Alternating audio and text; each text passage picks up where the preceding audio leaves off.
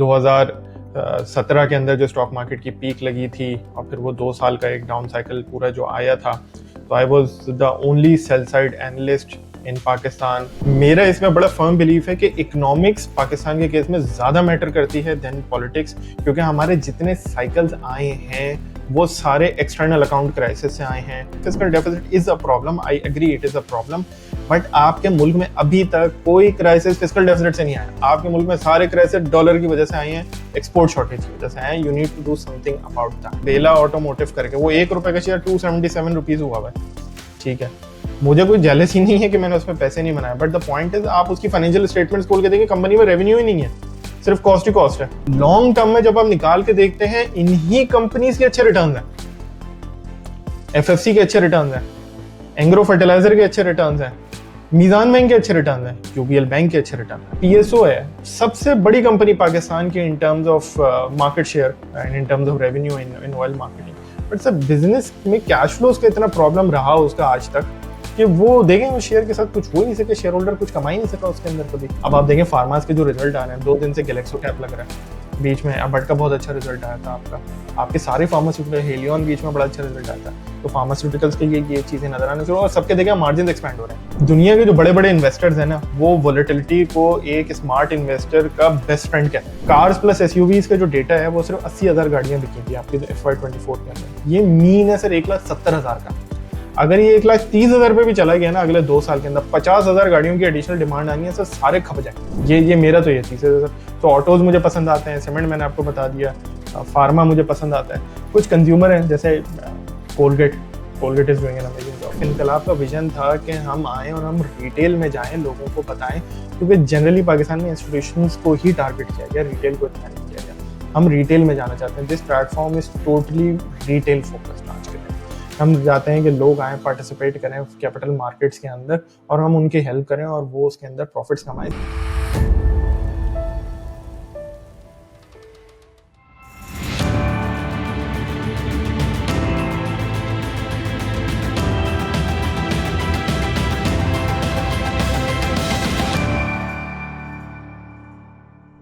अस्सलाम वालेकुम फतीक भाई, क्या हाल है? वालेकुम अस्सलाम खिजर भाई, अल्हम्दुलिल्लाह। आप कैसे हैं? बहुत शुक्रिया फतीक भाई, आपने टाइम दिया। मैं आपके ट्विटर पे व्यूज़ देखता रहता हूँ about market cycles and alpha stocks के बारे में आप बात करते रहते हैं। तो मैंने सोचा कि आपसे डिस्कशन करते हैं अबाउट 2 टॉपिक्स के मार्केट्स के जो ये साइकिल्स हैं, इनको किस तरह आइडेंटिफाई करते हैं। क्योंकि हमने देखा है जो हमारे रिटेल इन्वेस्टर्स होते हैं वो जब लेने का टाइम होता है तो बाय नहीं करते, डरते हैं कि और यहाँ से मार्केट चली जाएगी नीचे, और जब निकलने का टाइम होता है तो वहाँ पे जाके वो बाय कर रहे होते हैं। एक तो ये टॉपिक आपसे डिस्कस करते हैं और दूसरा how to identify alpha stocks, सबसे अच्छे स्टॉक्स किस तरह हम सिलेक्ट कर सकते हैं। तो ये दोनों टॉपिक्स पे मेरे क्वेश्चंस हैं। उन पे जाने से पहले let's start with your introduction. आप अपना तारुफ करा दें, कहाँ पे काम किया हुआ है, क्या पढ़ा हुआ है, और अभी आप किस प्रोजेक्ट्स पे काम कर रहे हैं। थैंक यू खिजर भाई, थैंक यू। खिजर भाई मैं तो खैर बीबीए किया था काफ़ी अर्सा पहले, आईबीए का ग्रेजुएट हूँ। प्राइमरीली स्टॉक मार्केट का ही मेरा एक्सपीरियंस है तकरीबन। अब आप रख लें 12 साल हो गए मेरा प्रोफेशनल एक्सपीरियंस, उसमें से तकरीबन कोई 10-11 साल तो स्टॉक मार्केट में ही मैं एक्सपोज रहा हूँ। मोस्टली पाकिस्तान स्टॉक मार्केट, थोड़ा सा एक शॉर्ट एक्सपीरियंस मेरा यूएस या ग्लोबल कैपिटल मार्केट्स के साथ भी था, but mostly Pakistan stock market के साथ रहा हूँ दोनों कैपेसिटीज के अंदर। Sell side as a broker भी मैंने काम किया है और buy side as a fund manager, investor भी मैंने काम किया हुआ है। तो ये मेरा एक छोटा सा वो है। CFA मैंने किया था, चार्टर होल्डर, एक अच्छी सर्टिफिकेशन है। It gives you a lot of credibility, it gives you a lot of tools कि जिनसे आप चीज़ों को एनालाइज कर सकते हैं, अप्लाई कर सकते हैं चीज़ों को। एंड ओवर द ईयर्स अल्लाह ताला ने मेरी काफ़ी मदद करी है। I been able to identify different cycles. And 2017 के अंदर जो स्टॉक मार्केट की पीक लगी थी और फिर वो 2 साल का एक डाउन साइकिल पूरा जो आया था, तो I was the only sell side analyst in Pakistan who was short. Basically short से मेरा मतलब ये है कि मैं कॉन्स्टेंटली इस चीज़ को 2016 से मैंने पॉइंट आउट करना शुरू कर दिया था अपनी रिसर्च रिपोर्ट्स के अंदर के क्राइसिस इज कमिंग। क्योंकि जिस तरह की चीज़ें हो रही थी उनसे एक व्यू बन रहा था। फिर वो 17 में शुरू हुआ, 2 साल तक चला। सो वो था। फिर 2019 के अंदर मैं प्रोविडेंस कैपिटल के अंदर जब होता था, फंड्स देख रहा होता था, तो वहां पर पहले मैंने एक छोटी सी शॉर्ट बुक रन करी थी। फिर उसके बाद मैंने लॉन्ग साइड भी करी थी, तो वो बॉटम भी अल्लाह ताला ने मेरी मदद करी, वहां पे आइडेंटिफाई हो गया लॉन्ग करके। तो इसी तरीके से साइकिल्स में अप्स एंड डाउन्स प्ले करने में मेरी थोड़ी सी एक्सपर्टीज रही है। 2022 में फिर हम एक साइकिल में एंटर हुए जो डाउन साइड की तरफ आया। फिर 2023 में बॉटम लगा उसका। फिर पिछले साल, सवा साल से हमारी बहुत अच्छी रिकवरी रही है, तो उसमें फिर कुछ अच्छी परफॉर्मेंस रही है। So this is little bit about myself. Fatiq भाई, पाकिस्तान के जो बूम एंड बस्ट साइकिल्स हैं बहुत नोटोरियस हैं, सब जानते हैं, लेकिन उस पर समटाइम डिबेट होती है कि whether these are due to economics या पॉलिटिक्स। सो आपका क्या व्यू है in boom and bust cycles के बारे में? ये खिजर भाई, आपने बहुत अच्छा एक सवाल रेज किया है। इसमें I have a very different opinion, because मैं बहुत ज्यादा इकोनॉमी और इकोनॉमिक साइड के ऊपर मैं चीज़ों को स्टडी करता रहा हूँ। तो मेरा जो इसमें बिलीव है वो ये है कि पॉलिटिक्स से ज्यादा इकोनॉमिक्स मैटर करती है। लेकिन पॉलिटिक्स तो इस मुल्क की तारीख में हमेशा ही वोलेटाइल रही है। अब आप देख लें, बहुत ही रिसेंट एग्जांपल है, 2022 से लेकर 2024 आ गया है, पॉलिटिक्स अनस्टेबल ही है एक तरह से। अगर आप देखें, कोई ना कोई मसले आते रहते हैं। अब जब भी आप कोई न्यूज चैनल खोल रहे हैं उसके ऊपर रेड लाइंस ही चल रही होती हैं उसके अंदर। तो ये तो प्रॉब्लम्स एग्जिस्ट करते हैं। हैविंग सेड दैट, इस पीरियड में स्टॉक मार्केट बढ़ी भी है और गिरी भी है, दोनों चीजें हुई हैं आपके अंदर, आपके सामने। कल ऑल टाइम हाई लगाया स्टॉक मार्केट ने। सो मेरा इसमें बड़ा फर्म बिलीफ है कि इकोनॉमिक्स पाकिस्तान के केस में ज्यादा मैटर करती है देन पॉलिटिक्स, क्योंकि हमारे जितने साइकिल्स आए हैं वो सारे एक्सटर्नल अकाउंट क्राइसिस से आए हैं।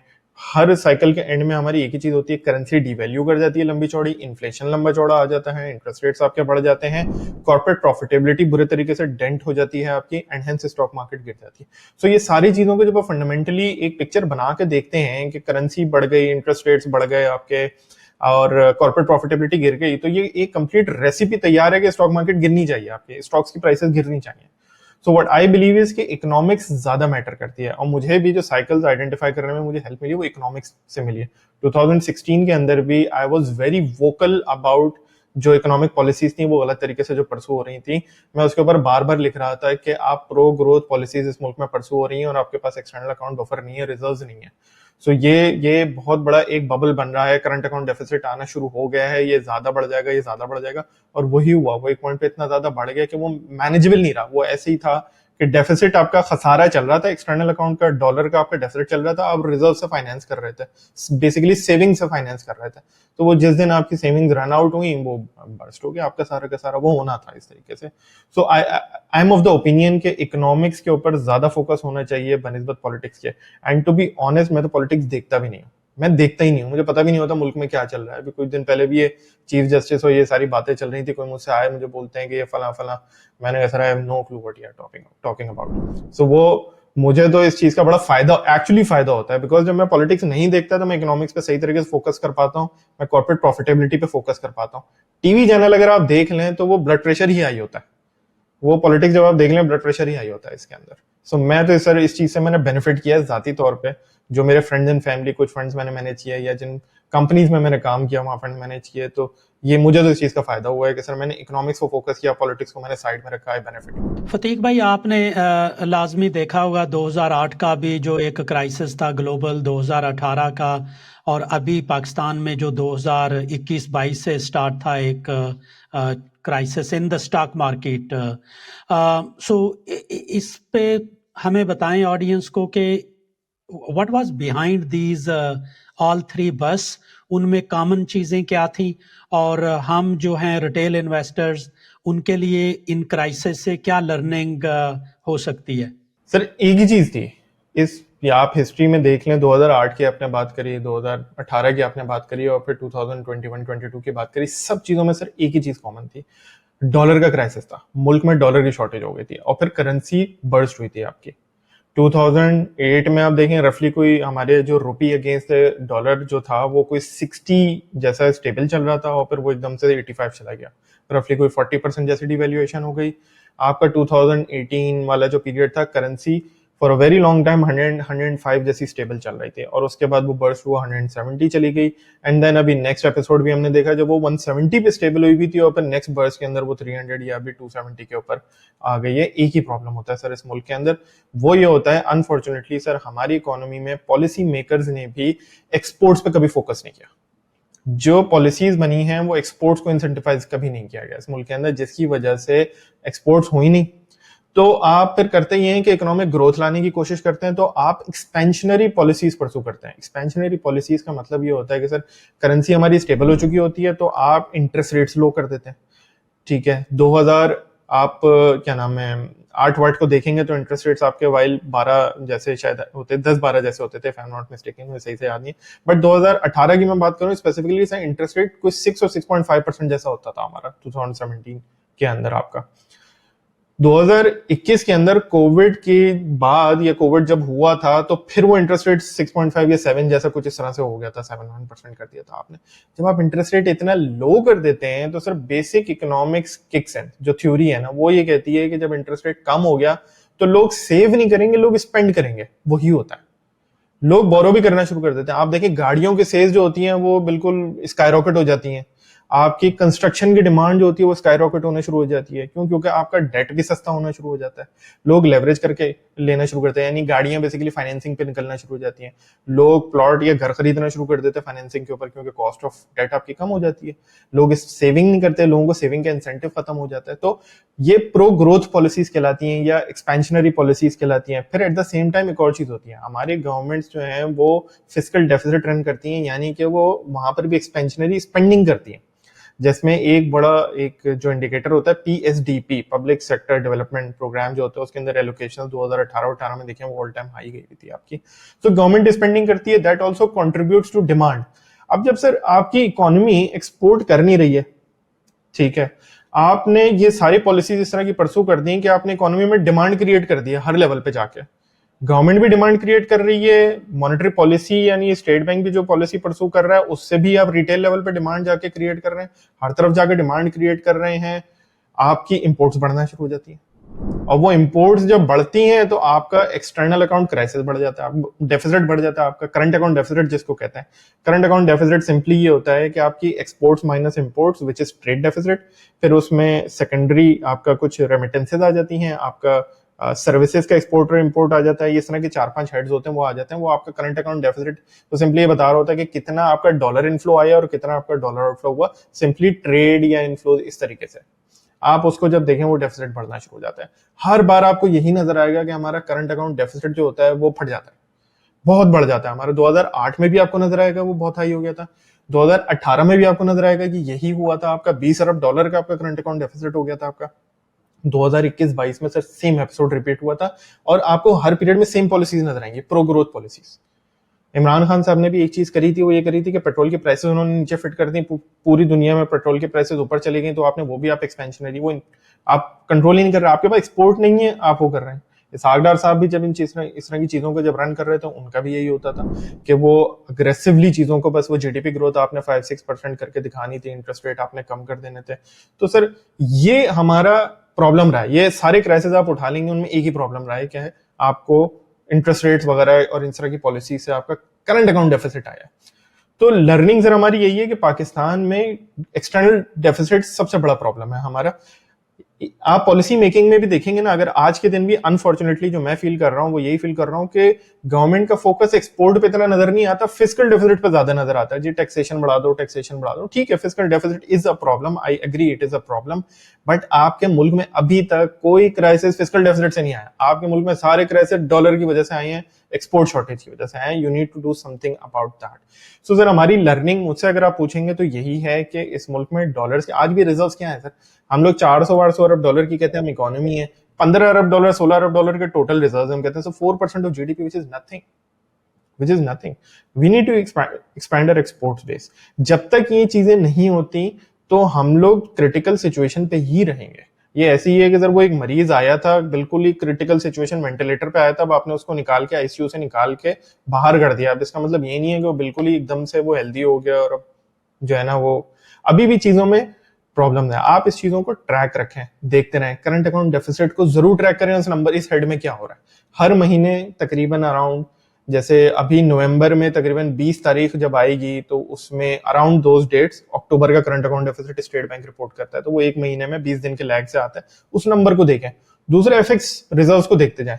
जैसे मैं तो ये ट्रैक करता था, मैं कहता था कि भाई पाकिस्तान के 20 अरब डॉलर के रिजर्व्स होते थे 2017-18 में, 20-22 जैसा कुछ नंबर था उन दिनों, और हमारा करंट अकाउंट डेफिसिट महीने का 1 और 1.5 अरब डॉलर जैसा आ रहा था, 1.5। तो मैंने कहा यार ये तो अपना मुल्क एक साल में खाली हो जाएगा, तो बिल्कुल ही खजाना। मैं इस तरह से एनालाइज कर रहा होता था। सो इस तरह की चीजें ये आप लोग भी देख सकते हैं। ये सारी चीजें स्टेट बैंक की वेबसाइट के ऊपर भी मौजूद होती है, मंथली डेटा पुराना भी मौजूद है, रिपोर्टिंग हो रही है। ये नंबर्स को सर जरूर ट्रैक करें।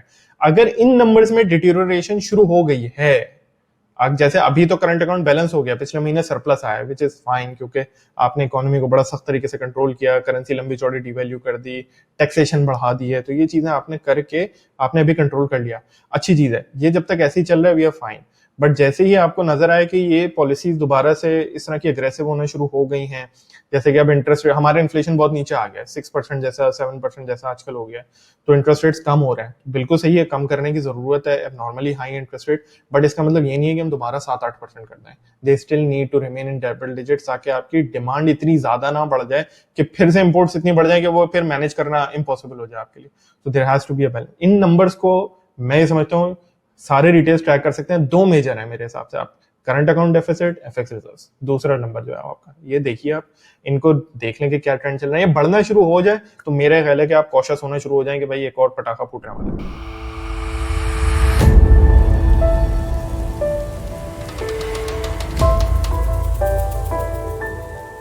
फतीक भाई, हमने बूम एंड बस्ट साइकिल्स की बात की, तो रिटेल इन्वेस्टर्स को कौन से ऐसे इंडिकेटर्स हैं जो फॉलो करने चाहिए, ट्रैक करने चाहिए टू अंडरस्टैंड मार्केट साइकिल्स, ताकि इजीली पता चल जाए। मैंने एक डैशबोर्ड बनाया हुआ है, I call it Pakistan profile, जिसमें मैं ये जो आपने कुछ चीज़ें बताई हैं, interest rate, inflation, current account deficit वगैरह, करेंसी जो है हमारी, एक्सचेंज रेट, उसको, क्रूड ऑयल को फॉलो करता रहता हूँ, तो उससे एक मुझे आइडिया हो जाता है कि इकोनॉमी किस साइड में जा रही है। तो आपके फेवरेट इंडिकेटर्स कौन से हैं to identify market cycles? Sir जैसे मैंने भी थोड़ी देर पहले जिक्र किया कि जो दो मोस्ट क्रिटिकल इंडिकेटर्स हैं ना हमारे सर, वो इस वक्त तो मैं कहूंगा करंट अकाउंट डेफिसिट है और दूसरा आपका एफएक्स रिजर्व्स है।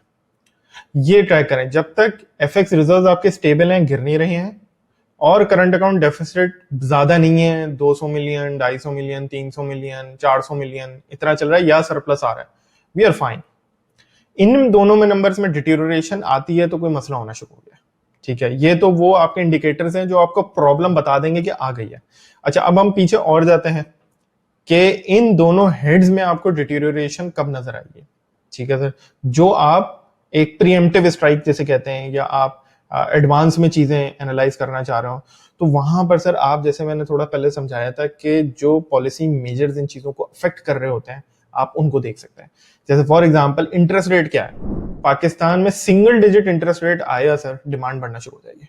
आप देखें गाड़ियों की भी डिमांड जो होती है बढ़ना शुरू हो जाती है, कंस्ट्रक्शन की डिमांड बढ़ना शुरू हो जाती है। ये बेसिकली सर मैं बाकी बार बार इसलिए एग्जांपल दे रहा हूँ, ये सिक्लिकल है, इनसे अलाइड बहुत सारी दूसरी इंडस्ट्रीज होती हैं। कंस्ट्रक्शन की जब हम बात करते हैं तो सीमेंट की डिमांड बढ़ती है, स्टील की डिमांड बढ़ती है, ग्लास की डिमांड बढ़ती है, लकड़ी की डिमांड बढ़ती है, तो वो एक इकोनॉमी में पूरा साइकिल चलना शुरू हो जाता है, आपकी हर चीज की डिमांड बढ़ना शुरू हो जाती है।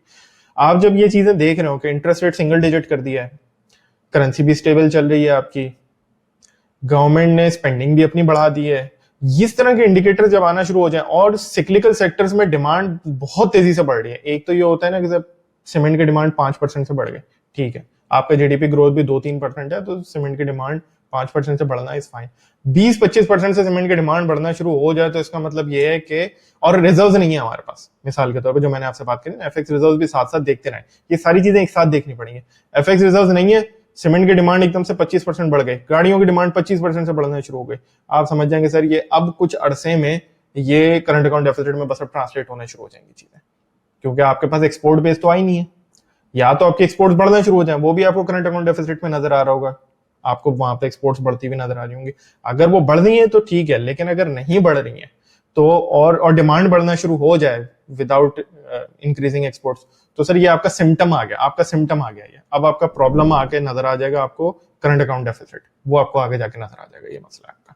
तो सर ये कुछ इंडिकेटर्स हैं जिनको ट्रैक करना चाहिए। इन्फ्लेशन बिल्कुल सही है, देखना चाहिए। इन my opinion that gives you a direction कि किस तरफ इंटरेस्ट रेट्स जाएंगे। जैसे इन्फ्लेशन हमारा अभी बहुत ज्यादा बढ़ के 38-40% जैसे चला गया था, तो इंटरेस्ट रेट्स 24% हो गए, अब 6% पे आ गए। तो मेरा ओपिनियन ये है कि इसको 10-12 से सिंगल डिजिट बिल्कुल नहीं जाना चाहिए, फिर से वही मसले हो जाएंगे जो हमने पास्ट में देखे। सो इन्फ्लेशन बिल्कुल देखें, बट उसको इस पर्सपेक्टिव से देखें कि इंटरेस्ट रेट का क्या डायरेक्शन आपको नजर आ रहा है, क्योंकि फिर वो इवेंचुअली आपकी स्टॉक मार्केट वैल्यूएशंस में भी ट्रांसलेट करता है, जिसको फिर हम थोड़ी देर में भी डिस्कस कर लेते हैं। फतीक भाई, पाकिस्तान में अगर हम स्टॉक मार्केट की बात करें तो मुख्तलिफ लोगों की मुख्तलिफ राय है। कोई कहते हैं शैलो मार्केट है, थोड़े से लोग हैं जो इसको चलाते हैं, उनका दिल करे तो चला दें, ना दिल करे तो ना चलाएं। फिर कुछ लोग कहते हैं कि वोलेटाइल बहुत है, पता ही नहीं आपको कि मार्केट अब पॉजिटिव होगी नेगेटिव होगी। कुछ लोग ये भी कहते हैं कि हमारे यहाँ इन्वेस्टर बेस इसलिए नहीं बढ़ सका क्योंकि इनकंसिस्टेंसी है इसकी रिटर्न्स वगैरह ग्रोथ में। सो आप बताएं कि ये जो मार्केट की वोलेटिलिटी है, ये स्टॉक मार्केट के लिए, इन्वेस्टर्स के लिए बेनिफिशियल है या रिस्की है ये? तो ये आपने बहुत ही अच्छा पॉइंट रेज किया खजर भाई आपने।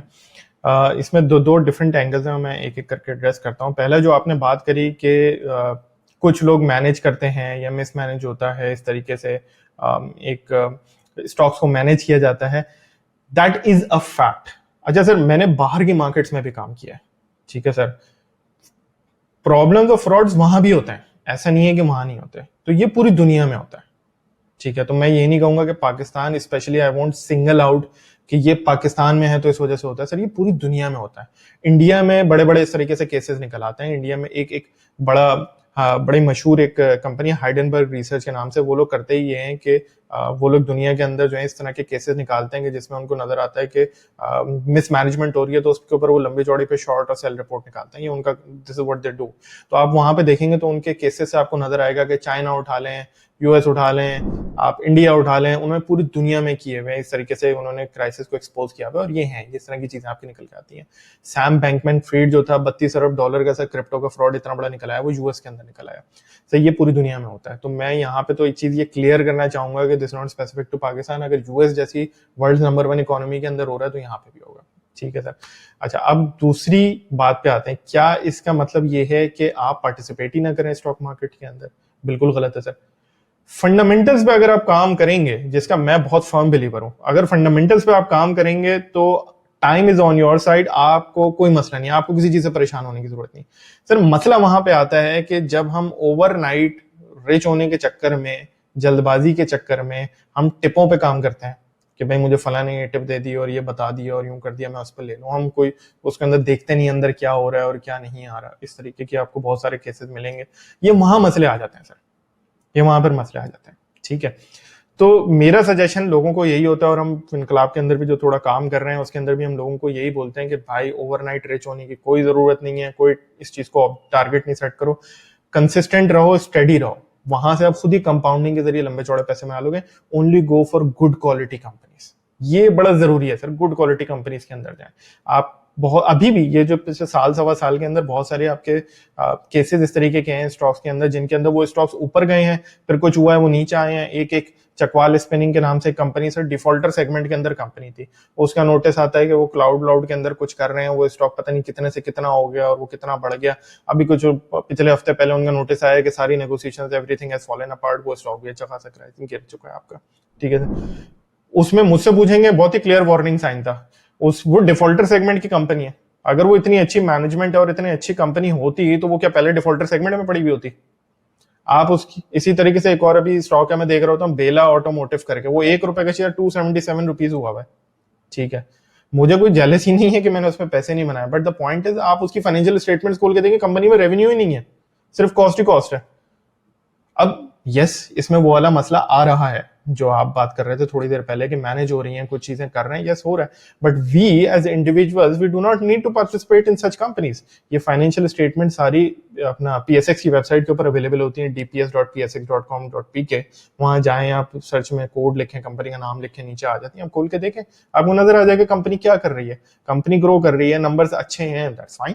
लकी सीमेंट है, एंग्रो कॉर्पोरेशन, एंग्रो फर्टिलाइजर, फौजी फर्टिलाइजर, आप देखें। और मजे की बात यह है सर, लॉन्ग टर्म में जब आप निकाल के देखते हैं, इन्हीं कंपनीज के अच्छे रिटर्न हैं।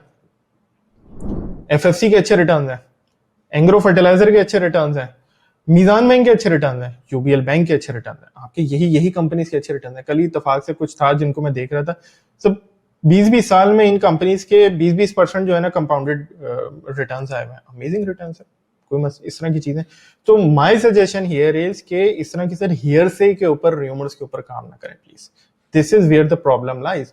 और यही जो जिन्होंने मैनेज करना होता है ना sir, this is what they take advantage of. आपको मुझे इन चीजों का नहीं पता, वो इसी चीज का एडवांटेज लेते हैं, स्टोरी बनाते हैं, आपको मुझे बनाते हैं और हम जाके स्टॉक ले लेते हैं। दिस इज, ये उनका एडवांटेज होता है। हम किताबों को पढ़ना शुरू कर दें, कोई मुश्किल काम नहीं है सर। बिजनेस एनालाइज करना कोई मुश्किल नहीं है। इन आप और मैं भी अगर कोई बिजनेस करेंगे, किस लिए करेंगे? प्रॉफिट कमाना है, सीधी सीधी बात है। अगर किसी बिजनेस में प्रॉफिट नहीं है, हम नहीं करेंगे। अगर कोई कंपनी दिख रहा है कि कोई हिस्ट्री नहीं है रेवेन्यू बनाने की, हाथ डालने की जरूरत नहीं है। स्टॉक हो सकता है वो आज जिसकी मैंने बात करी 277 का, कल 1000 रुपए भी हो सकता है, but I don't want to participate in that. मैं इससे बचना चाहता हूँ। बड़ी चीज ये है कि सर कैपिटल प्रोटेक्ट किया जाए, बजाय इसके कि इस तरीके से चक्के मारने की कोशिश की जाए। दूसरी बात, सर हमने वोलेटिलिटी की बात करी, वो बहुत इंटरेस्टिंग है और मैं इस पे स्पेशली एक चीज करना चाहूंगा। सर दुनिया के जो बड़े बड़े इन्वेस्टर्स हैं ना, वो वोलेटिलिटी को एक स्मार्ट इन्वेस्टर का बेस्ट फ्रेंड कहते हैं। उसकी वजह क्या है सर? जब भी वोलेटिलिटी, स्टॉक मार्केट गिरती है, 2018 में भी जब स्टॉक मार्केट गिरी तो कुछ companies were doing amazing, but उनकी प्राइसेस क्रैश कर गई। So you could buy those companies at pennies actually. आपको बहुत ही सस्ते दामों मिल जाती हैं, आप और खरीद लो वहां पे उस तरह की कंपनीज को, आप उनको खरीदें जा जाके, अच्छी company. I know some people sir, 2018 में मार्केट जो 17, 18, 19 का जो क्रैश था, उसमें 2019 में जब मार्केट रिकवर हुई, ठीक है सर, पहली मर्तबा उन्होंने पैसे डबल किए वहां पे अपने, जब मार्केट ने बाउंस किया पहला, ठीक है। कोविड में फिर प्रॉब्लम आ गई सर 2020 में, एवरीथिंग क्रैश, किसी को पता समझ ही नहीं आ रहा था क्या होगा क्या नहीं होगा। फिर एकदम बहुत ही वी शेप्ड रिकवरी आई थी 2020-21 के अंदर, आप अगर देखेंगे जाके सर, सब लोगों ने फिर वहां डबल करे पैसे अपने, तो वो एक का पहले 2 हुआ और 2 का 4 हो गया फिर, ठीक है। और 2023 के 23 और 24 में जो सर फिर स्टॉक मार्केट बढ़ी है सर, वो फिर डबल कर लिया है, वो 4 का 8 हो चुका है। तो जो आपने करना है सर कुछ नहीं है, आपने वोलेटिलिटी का फायदा उठाना है। अगर आप गुड क्वालिटी कंपनीज के अंदर इन्वेस्टेड है ना सर, तो आपको कोई परेशान होने की बात नहीं है। You will find good quality companies at cheaper rates, double down. Fatiq भाई, मेरा कोई इन्वेस्टिंग का इतना ज़्यादा एक्सपीरियंस नहीं है। कोविड के बाद मैंने स्टार्ट किया था 2021 में, जनवरी में। सो उस टाइम मैंने बहुत मेहनत करके अच्छी कंपनीज जो पाकिस्तान की हैं उनको सेलेक्ट किया। फिर मैंने देखा कि ये स्टॉक मार्केट में किस तरह परफॉर्म करती हैं, चार्ट्स पे किस तरह ये प्राइस एक्शन होता है इनका, वॉल्यूम्स वगैरह, प्राइस। सो मैंने तब से कुछ ऐसी कंपनी 20-25 वॉच लिस्ट में लगा ली थी जो कि आज भी हैं, और मैं स्टिल आई फील प्राउड कि मैंने वो कंपनी सेलेक्ट की हुई हैं। उन्होंने बहुत अच्छा परफॉर्म किया है, ब्लू चिप कंपनी है, बेस्ट हैं। एंड बिलीव मी, मे भी कुछ लोग मुझे मजाक करें, बट मैंने कभी उन कंपनीज के फाइनेंशियल तक रीड नहीं किए, क्योंकि अच्छी कंपनीज हैं, ऊपर नीचे हो जाती हैं उनकी प्राइसेस, और मैंने हैवीली इन्वेस्ट करता रहा हूँ इन पिछले 2-2.5 साल में। और अभी भी मैं समझता हूँ कि अगर वो कंपनीज नीचे आती हैं तो that would be very good for me too, मैं सैलरीड वाला बंदा हूँ तो उनमें और इन्वेस्ट कर पाऊँ। सो अगर मार्केट में लोग कहते हैं जी हमने पैसे 50% कर लिए, डबल कर लिए, बट मेरे स्टॉक्स नीचे भी थे, सीखा भी, लॉसेस भी थे, बट कोई 30% के करीब ओवरऑल पाकिस्तानी स्टॉक मार्केट का पोर्टफोलियो है। सो ये जो दौड़ लगी होती है, मुझे तो बिल्कुल अच्छी नहीं लगती कि जो भी स्टॉक ऊपर जा रहा है हर कोई पूछ रहा है, बाय कर रहा है। सो मैं ऑलवेज कहता हूँ कि मैं एक एवरेज इंसान हूँ, पढ़ने में भी, जॉब में भी, हर जगह। I don't need to beat the market, average हूँ ठीक है, बस मेरे पैसे हैं उन पे अच्छा एक रिटर्न आया हुआ है, ठीक है, आई हैव अ प्लान और मेरा जो प्लान है वो सही जा रहा है। तो इसलिए मेरी तो यही दरख्वास्त होगी सब इन्वेस्टर से कि ये जो दौड़ लगाते हैं ना, आप एक स्टॉक ऊपर जा रहा है, पीछे दौड़ लगी होती है, चार्ट बता दें, टारगेट बता दें, ये ले लें वो ले लें, फिर वहां पे ही मार पड़ती है।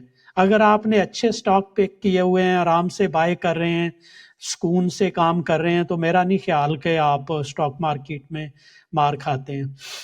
बिल्कुल बिल्कुल, आपने ऐसी ही, बिल्कुल सर, मैं सॉरी आपको इंटरप्ट कर रहा हूँ सर, आपने बड़ी इंटरेस्टिंग और मजे की बात सेकंड किया आपने इसमें सर।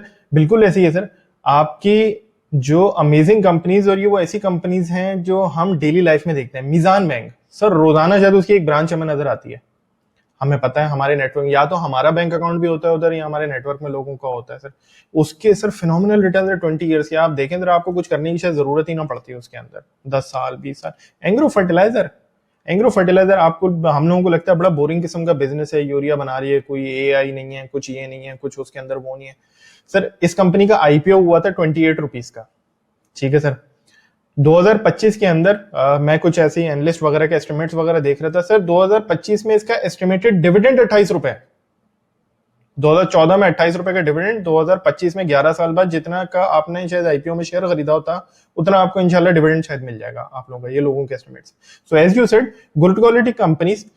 और कंपाउंडिंग के ऊपर सर जो आपने बात करी, यहाँ पे मैं ऐड करूंगा सर, कंपाउंडिंग एक बहुत पावरफुल चीज होती है। आपके डिविडेंड आ रहे हैं, आप री इन्वेस्ट करते जाएं, री इन्वेस्ट करते जाएं, री इन्वेस्ट करते जाएं। इसके ऊपर सर मैंने एक फिनकलाब का जो हमारा यूट्यूब चैनल है, उस पर मैंने एक वीडियो भी बनाई थी कंपाउंडिंग का इफेक्ट दिखाने के लिए। 10 टाइम्स पैसे कैसे होते हैं, 15 टाइम्स पैसे कैसे होते हैं, 5 टाइम्स पैसे कैसे होते हैं। आपको मजे की बात है सर, वो वीडियो के अंदर मैंने एक केस स्टडी बनाई है, डीसीआर, डॉल्मेन सिटी रेट। आज के दिन मेरे ख्याल है पाकिस्तान में सबसे प्राइम प्रॉपर्टी यही है, सबसे अच्छा मॉल शॉल भी कराची में तो एटलीस्ट यही है, यहाँ पे मॉल भी है और इसके अंदर जो सारे ऑफिस स्पेसेस है सर। उस वीडियो के अंदर मैथमेटिकल पूरा मॉडल बना हुआ है। आप सिंपली सिर्फ महीने का 25-25 हजार रुपए भी अगर उसमें कंट्रीब्यूट करते रहें, और जो पाकिस्तान में एक रियल एस्टेट मॉडल होता है कि हर साल आपका 10% एक रेंटल इंक्रीज होता है, 10% का आपका, ठीक है सर। ये दो चीजें अगर आपकी होती रहे, आपको पता है सर, आपके 25-25 हजार महाना जो है ये कंपाउंड होके जो डिविडेंड आए वो भी आप उसमें वापस लगाते जाए सर, ये 10 करोड़ रुपए बन जाता है। बिल्कुल simple, simple sir, simple simple, as simple as DCR. Fatiq भाई, मैंने यूएस मार्केट में भी इन्वेस्ट किया है। पाकिस्तान की जब स्टॉक मार्केट ने रैली देनी शुरू की तो वहाँ मैंने इन्वेस्टमेंट्स स्टॉप कर दी, और यूएस की जो मार्केट थी वो बेटर हो रही थी तो वहाँ इन्वेस्ट करना शुरू कर दिया। सिंपली मैग 7 रखे हुए हैं वॉच लिस्ट में। एप्पल का मैं यूज़र हूँ, हर प्रोडक्ट जो एप्पल किया है, माइक्रोसॉफ्ट को हम ऑफिस में यूज़ करते हैं। इस तरह दूसरी जो चीज़ें आप मेटा देख लें, Tesla is my favourite company. बस जो चीज़ें हम अपनी लाइफ में इस्तेमाल करते हैं, जिनका पता है, वो आपको वैसे ही नॉर्मली पता चलती रहती है। उनके फाइनेंशियल्स कभी मैंने इतने पढ़े नहीं, जो फंडामेंटल्स देखते हैं उनको पढ़ने चाहिए, ज़रूर पढ़ने चाहिए। इस तरह वो अपनी ऑप्टिमाइज कर सकते हैं return, but without hard work करने के अच्छी रिटर्न्स आ रही हैं। वहाँ पे भी 25-30% पे है अभी पोर्टफोलियो। सो जो जो चीज़ें हम यूज़ करते हैं, जिनका पता है, वो करनी चाहिए। और मैं कहता हूँ कि जो फरलू कंपनीज हैं मेरे सामने, बेशक रोज कैप लग रहे हो ना, आई स्वेयर टू गॉड मैं तो उनमें बिल्कुल ही इंटरेस्ट नहीं लूंगा जब मुझे पता ही नहीं है। एक चीज लूंगा, पैसे बना भी लूंगा, इस तरह तो मैं पैसे कहीं कहीं और से भी बना सकता हूँ ना। जब आपने इस तरह की बिल्कुल ऐसे है, चालाकियां करके पैसे बनाने हैं तो जिंदगी में आपके पास फिर और भी बहुत सारी चीजें होती हैं, बिल्कुल ऐसे बना है। सकते हैं। फिर इस तरह तो अगर आपके मोहल्ले से कोई गाड़ी पे सामान जा रहा है, वो उतार लें भाग के साथ। तो एनीवेज एनीवेज यस, बिल्कुल सही बात। फतीक भाई, मेरा अगला क्वेश्चन है कि आपने समझाया कि हम ये जो साइकिल्स हैं इनको कैसे आइडेंटिफाई कर सकते हैं। लेट्स से हम देखते हैं कि जो साइकिल है वो चेंज होना शुरू हो गया है, may be that would B peak of the cycle. तो वहाँ पे हमारी इन्वेस्टमेंट अप्रोच क्या होनी चाहिए? आपको एग्जांपल दूंगा कि जब 2021 जून में बजट आया था तो हमारे जैसे जो रिटेल इन्वेस्टर थे वो बल्ले बल्ले कर रहे थे कि एक बहुत अच्छा वो डेवलपमेंट ओरिएंटेड सेंट्रिक बजट था, तो हमें तो लगा कि बस मार्केट अब गई, लेकिन उसके बाद मार्केट सीधी 47 से शायद 38 तक चली गई। सो अभी जब हम देखते हैं कि पीक लग गया है, तो हमारी इन्वेस्टमेंट अप्रोच क्या होनी चाहिए, क्या करना चाहिए मुझे? सब कुछ बेच बाच के मैं चला जाऊं या क्या करूं? देखिए खिजर भाई, अगर आप साइकिल की पीक की बात कर रहे हैं, जैसे हमने थोड़ी देर पहले बात करी थी कि हमें वो वेरिएबल्स में नजर आना शुरू हो गया है कि हमारा डेफिसिट बढ़ रहा है, रिजर्व ज्यादा नहीं है, ये कॉन्स्टेंटली मसले आना शुरू हो गए हैं, अब चीजें शेडी हैं, डिमांड भी जैसे मैंने आपको बताया नजर आ रहा है कि बढ़ रही है, इस तरह की चीजें हो रही हैं। तो फिर तो सर साइकिल से वहां पे तो फिर होना क्या होता है, मैं आपको बताऊँ, इंटरेस्ट रेट से जब इतना नीचे आ गया है, 6 7 8 9% हो गया है, तो फिर वहां से बहुत चांसेस है अब ये बढ़ना है। ठीक है सर। और मैंने एक चीज देखी है, ये मैंने एक्सपीरियंस करी है, सामने फर्स्ट हैंड देखा है अपने सर, वो ये कि जब इंटरेस्ट रेट बढ़ता है ना सर, इनवर्स रिलेशनशिप होता है वैल्यूएशंस का स्टॉक मार्केट के साथ, एसेट क्लासेस के साथ पहले। क्योंकि जब इंटरेस्ट रेट बढ़ता है तो आपको सेफ रिटर्न मिलना शुरू हो जाता है, तो लोग जो जनरली होता है ये है कि लोग पैसे निकालते हैं स्टॉक से इधर से उधर से और वो फिक्स इनकम में डालना शुरू कर देते हैं आपका। तो फंडामेंटली स्पीकिंग एक चीज होती है price to earning ratio, PE होता है, और उसका फॉर्मूला भी आप देखेंगे तो वो इसी तरीके से होता है कि जब इंटरेस्ट रेट बढ़ेगा वो नीचे चला जाएगा। तो नेचुरल सी बात है कि जब आपको नजर आ रहा है कि मसले आ गए हैं इस तरीके से, करेंसी से डिवैल्यू होना है, तो कॉर्पोरेट प्रॉफिटेबिलिटी अफेक्ट होगी आपकी, इंटरेस्ट रेट ने बढ़ना है तो पीई भी कम होगा। तो वहां पे सर मेरा तो सजेशन ये होता है कि कैपिटल प्रोटेक्शन इज योर की, कैपिटल बचाओ उस वक्त, पैसे अगर बाहर निकालने हैं बाहर निकाल लो या आधे पैसे बाहर निकाल लो, मेरा तो सजेशन यही होगा, कैपिटल प्रोटेक्ट करो ताकि वो जब मार्केट नीचे जाएगी वापस ऊपर भी जाएगी जब इकोनॉमिक स्टेबिलिटी आएगी। अभी आप देखें डिफॉल्ट लाइक सिचुएशन थी हमारी, उसके बाद आप देखें क्या रिटर्न्स हुए, तो आधे पैसे मिसाल के तौर पे निकाल लिए, वो आपके रिस्क टॉलरेंस पर डिपेंड करता है आपने क्या करना है, सारे निकालने हैं क्या करना है, लेकिन ये है कि आपके पास कैपिटल प्रोटेक्शन होनी चाहिए, बफर होना चाहिए कि जब आपको चीजें लगता है कि हाँ ठीक है बिल्कुल हो गया, अब आईएमएफ में भी जा रहे हैं तो आप एंट्री वहां पे ले सकते हैं, आप इस तरह की चीजें कर सकते हैं। ठीक है सर। तो इन्वेस्टमेंट स्ट्रैटेजी में मेरा सजेशन ये होगा। अच्छा एक चीज मैंने देखी थी 2017 के अंदर, अ लॉट ऑफ पीपल, जब मैं उन लोगों को जाके बोलता था कि ये क्राइसिस आ रहा है, पैसे निकाल लो, पीछे हो जाओ, तो लोगों का एक आर्ग्यूमेंट होता था जिसके ऊपर मैं उस टाइम फ्रैंकली स्पीकिंग मेरे पास कोई सही बहुत ही कॉन्क्रीट जवाब नहीं था। लोग मुझे कहते थे कि क्या हम डिफेंसिव सेक्टर ले लें, फॉर एग्जाम्पल अगर करेंसी डिवैल्यू हो रही है तो हम ऑयल एक्सप्लोरेशन ले लेते हैं जिसके डॉलर हेज रेवेन्यूज हैं। लोग मुझे कहते थे इंटरेस्ट रेट बढ़ेगा तो हम बैंक से ले लेते हैं कि बैंक की अर्निंग्स बढ़ जाएंगी आपकी, इंटरेस्ट रेट जब बढ़ जाएगा। तो मेरे पास उस चीज का बहुत कोई कॉन्क्रीट सच बात है जवाब नहीं होता था, क्योंकि मुझे होता था कि हाँ यार ये अर्निंग बढ़ सकती है बट पी रेशो भी कम होना चाहिए, तो हो क्या मतलब ना इस तरीके से। बट मैंने देखा क्या हुआ, क्या उसके बाद हुआ यही कि सर वो इंटरेस्ट रेट जब बढ़ता है तो वो पी इतना उस टाइम पे गिर के, और वो कंफ्यूजन और एक क्लैरिटी, और एक पॉइंट ऐसा आता है कि वो पैनिक में कन्वर्ट हो जाता है, तो वो डिफेंसिव स्टॉक्स भी गिर जाता है। अब यूबीएल की अर्निंग्स देखें आपको बहुत अच्छी नहीं है, उसमें कोई मसला नहीं था। अभी पिछले साल 2023 था, पता नहीं 22 था, 100 रुपए का शेयर हो गया था सर,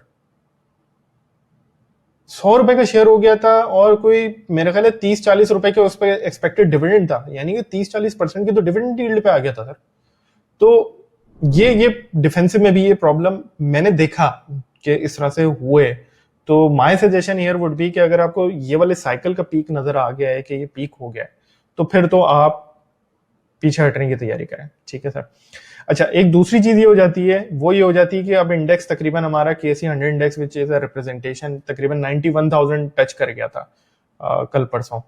तो 91,000 के बाद अब क्या ये, बहुत से लोग सवाल पूछते हैं कि क्या ये पीक लग गया है, तो अब क्या किया जाए यहाँ पे। देखिए सर इसमें अगर, जो कि मेरा ओपिनियन तो यही है कि अभी मुझे इकोनॉमिक स्टेबिलिटी नजर आ रही है, अभी तक कोई इस तरह की पॉलिसीज में गड़बड़ नजर नहीं आ रही कि जिसकी वजह से हम बोलेंगे करंट अकाउंट डेफिसिट बहुत बढ़ जाएगा, ये कोई मसला हो जाएगा। सो अगर इकोनॉमिक स्टेबिलिटी नजर आ रही है, थोड़ी बहुत 2-3% जीडीपी ग्रोथ भी नजर आ रही है, आज के दिन कोई ऐसे मसले नजर नहीं आ रहे हैं, और वैल्यूएशन जिसको कहते हैं, जिसमें अगेन मैं वापस आऊंगा प्राइस टू अर्निंग रेशियो के ऊपर, अगर वो आज भी सस्ता है तो कोई मसला नहीं है, ये इंडेक्स यहाँ 91,000 से भी ऊपर चला जाएगा।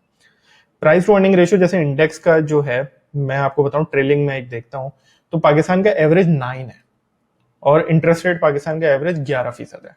ठीक है, आज पाकिस्तान में इंटरेस्ट रेट सेकेंडरी मार्केट में 12-12.5 हो चुका है ऑलरेडी, मार्केट एक्सपेक्ट कर रही है कि 12-12.5 पे आ जाएगा, वाइल अभी 17.5 है, वो स्टेट बैंक कट करता जा रहा है। सो हम इन्फ्लेशन अगर इसी तरह रहते हैं तो 11 पे भी आ जाएगा इंटरेस्ट रेट, तो हमारा मार्केट का प्राइस टू अर्निंग रेशियो 9 पे जाना है। ठीक है सर। तो अभी हमारे पास रूम है, ऐसा कोई मसला नहीं है आज के दिन। तो आज के दिन भी पैसे इन्वेस्ट करने में कोई मसला नहीं है। मार्केट चलती जिगजैग ही है सर। अब वो इकोनॉमिक वोलेटिलिटी हो, पॉलिटिकल वोलेटिलिटी हो, इकोनॉमिक स्टेबिलिटी हो, पॉलिटिकल स्टेबिलिटी हो, markets will always move zigzag. ये पूरी दुनिया में होता है, पाकिस्तान ही नहीं होता, ये इस तरह से ही।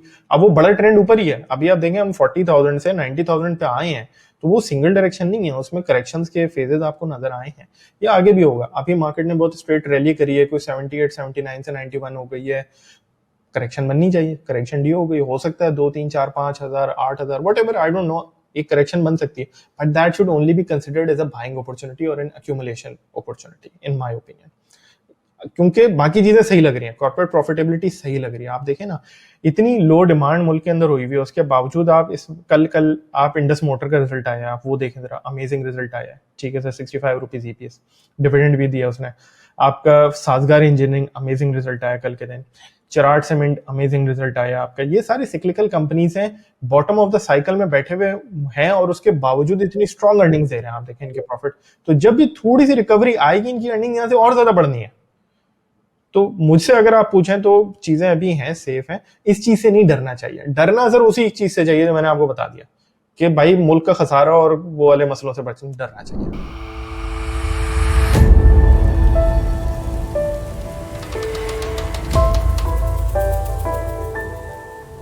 फतीक भाई, अभी जैसे बुल मार्केट है और बहुत सारे लोग पूछते हैं कि मुझे क्या करना चाहिए, तो इस तरह की मार्केट में हमारी स्ट्रेटजी क्या होनी चाहिए? पर्सनली मैं हमेशा कहता हूं कि मुझे तो हाइट से डर लगता है। मैं जब मार्केट में ब्लड बाथ होता है, कोई नहीं बाय करना चाहता होगा, मैं उस टाइम बाय करता हूं। मैं शायद आई फील प्राउड कि जब मार्केट में डिफॉल्ट की बातें हो रही थी तो ट्विटर स्पेसेस भी कर रहा था, चार्ट्स भी शेयर कर रहा था, and I got a title of the only positive analyst in the market that time. So मुझे उस टाइम मजा आता है बाइंग करने का, क्योंकि बिला खौफ व खतर हम कूद जाते हैं।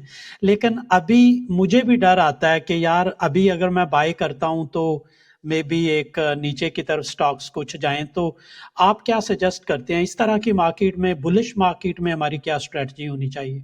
नहीं खिजर भाई, स्ट्रैटेजी वैसे तो देखें डिपेंड करता है कि आप किससे कंफर्टेबल हैं एक्चुअली। ठीक है ना, आपने जैसे एक चीज बताई कि आप एक ब्लड बाथ में ज्यादा कंफर्टेबल होते हैं, which is a very good strategy. जैसे वॉरेन बफेट भी सबसे ज्यादा कंफर्टेबल उसी वक्त होता है जब ब्लड बाथ हो रहा होता है। सो वो एक स्ट्रैटेजी है आपकी। I know a lot of investors in Pakistan जो कि actually they are more comfortable कि जब स्टॉक कोई क्रैश कर जाता है या मार्केट क्रैश कर जाती है, वो वहां पे लेना चाहते हैं। So that's one strategy. And then I know people जो कि एक्चुअली कहते हैं कि यार why catch a falling knife.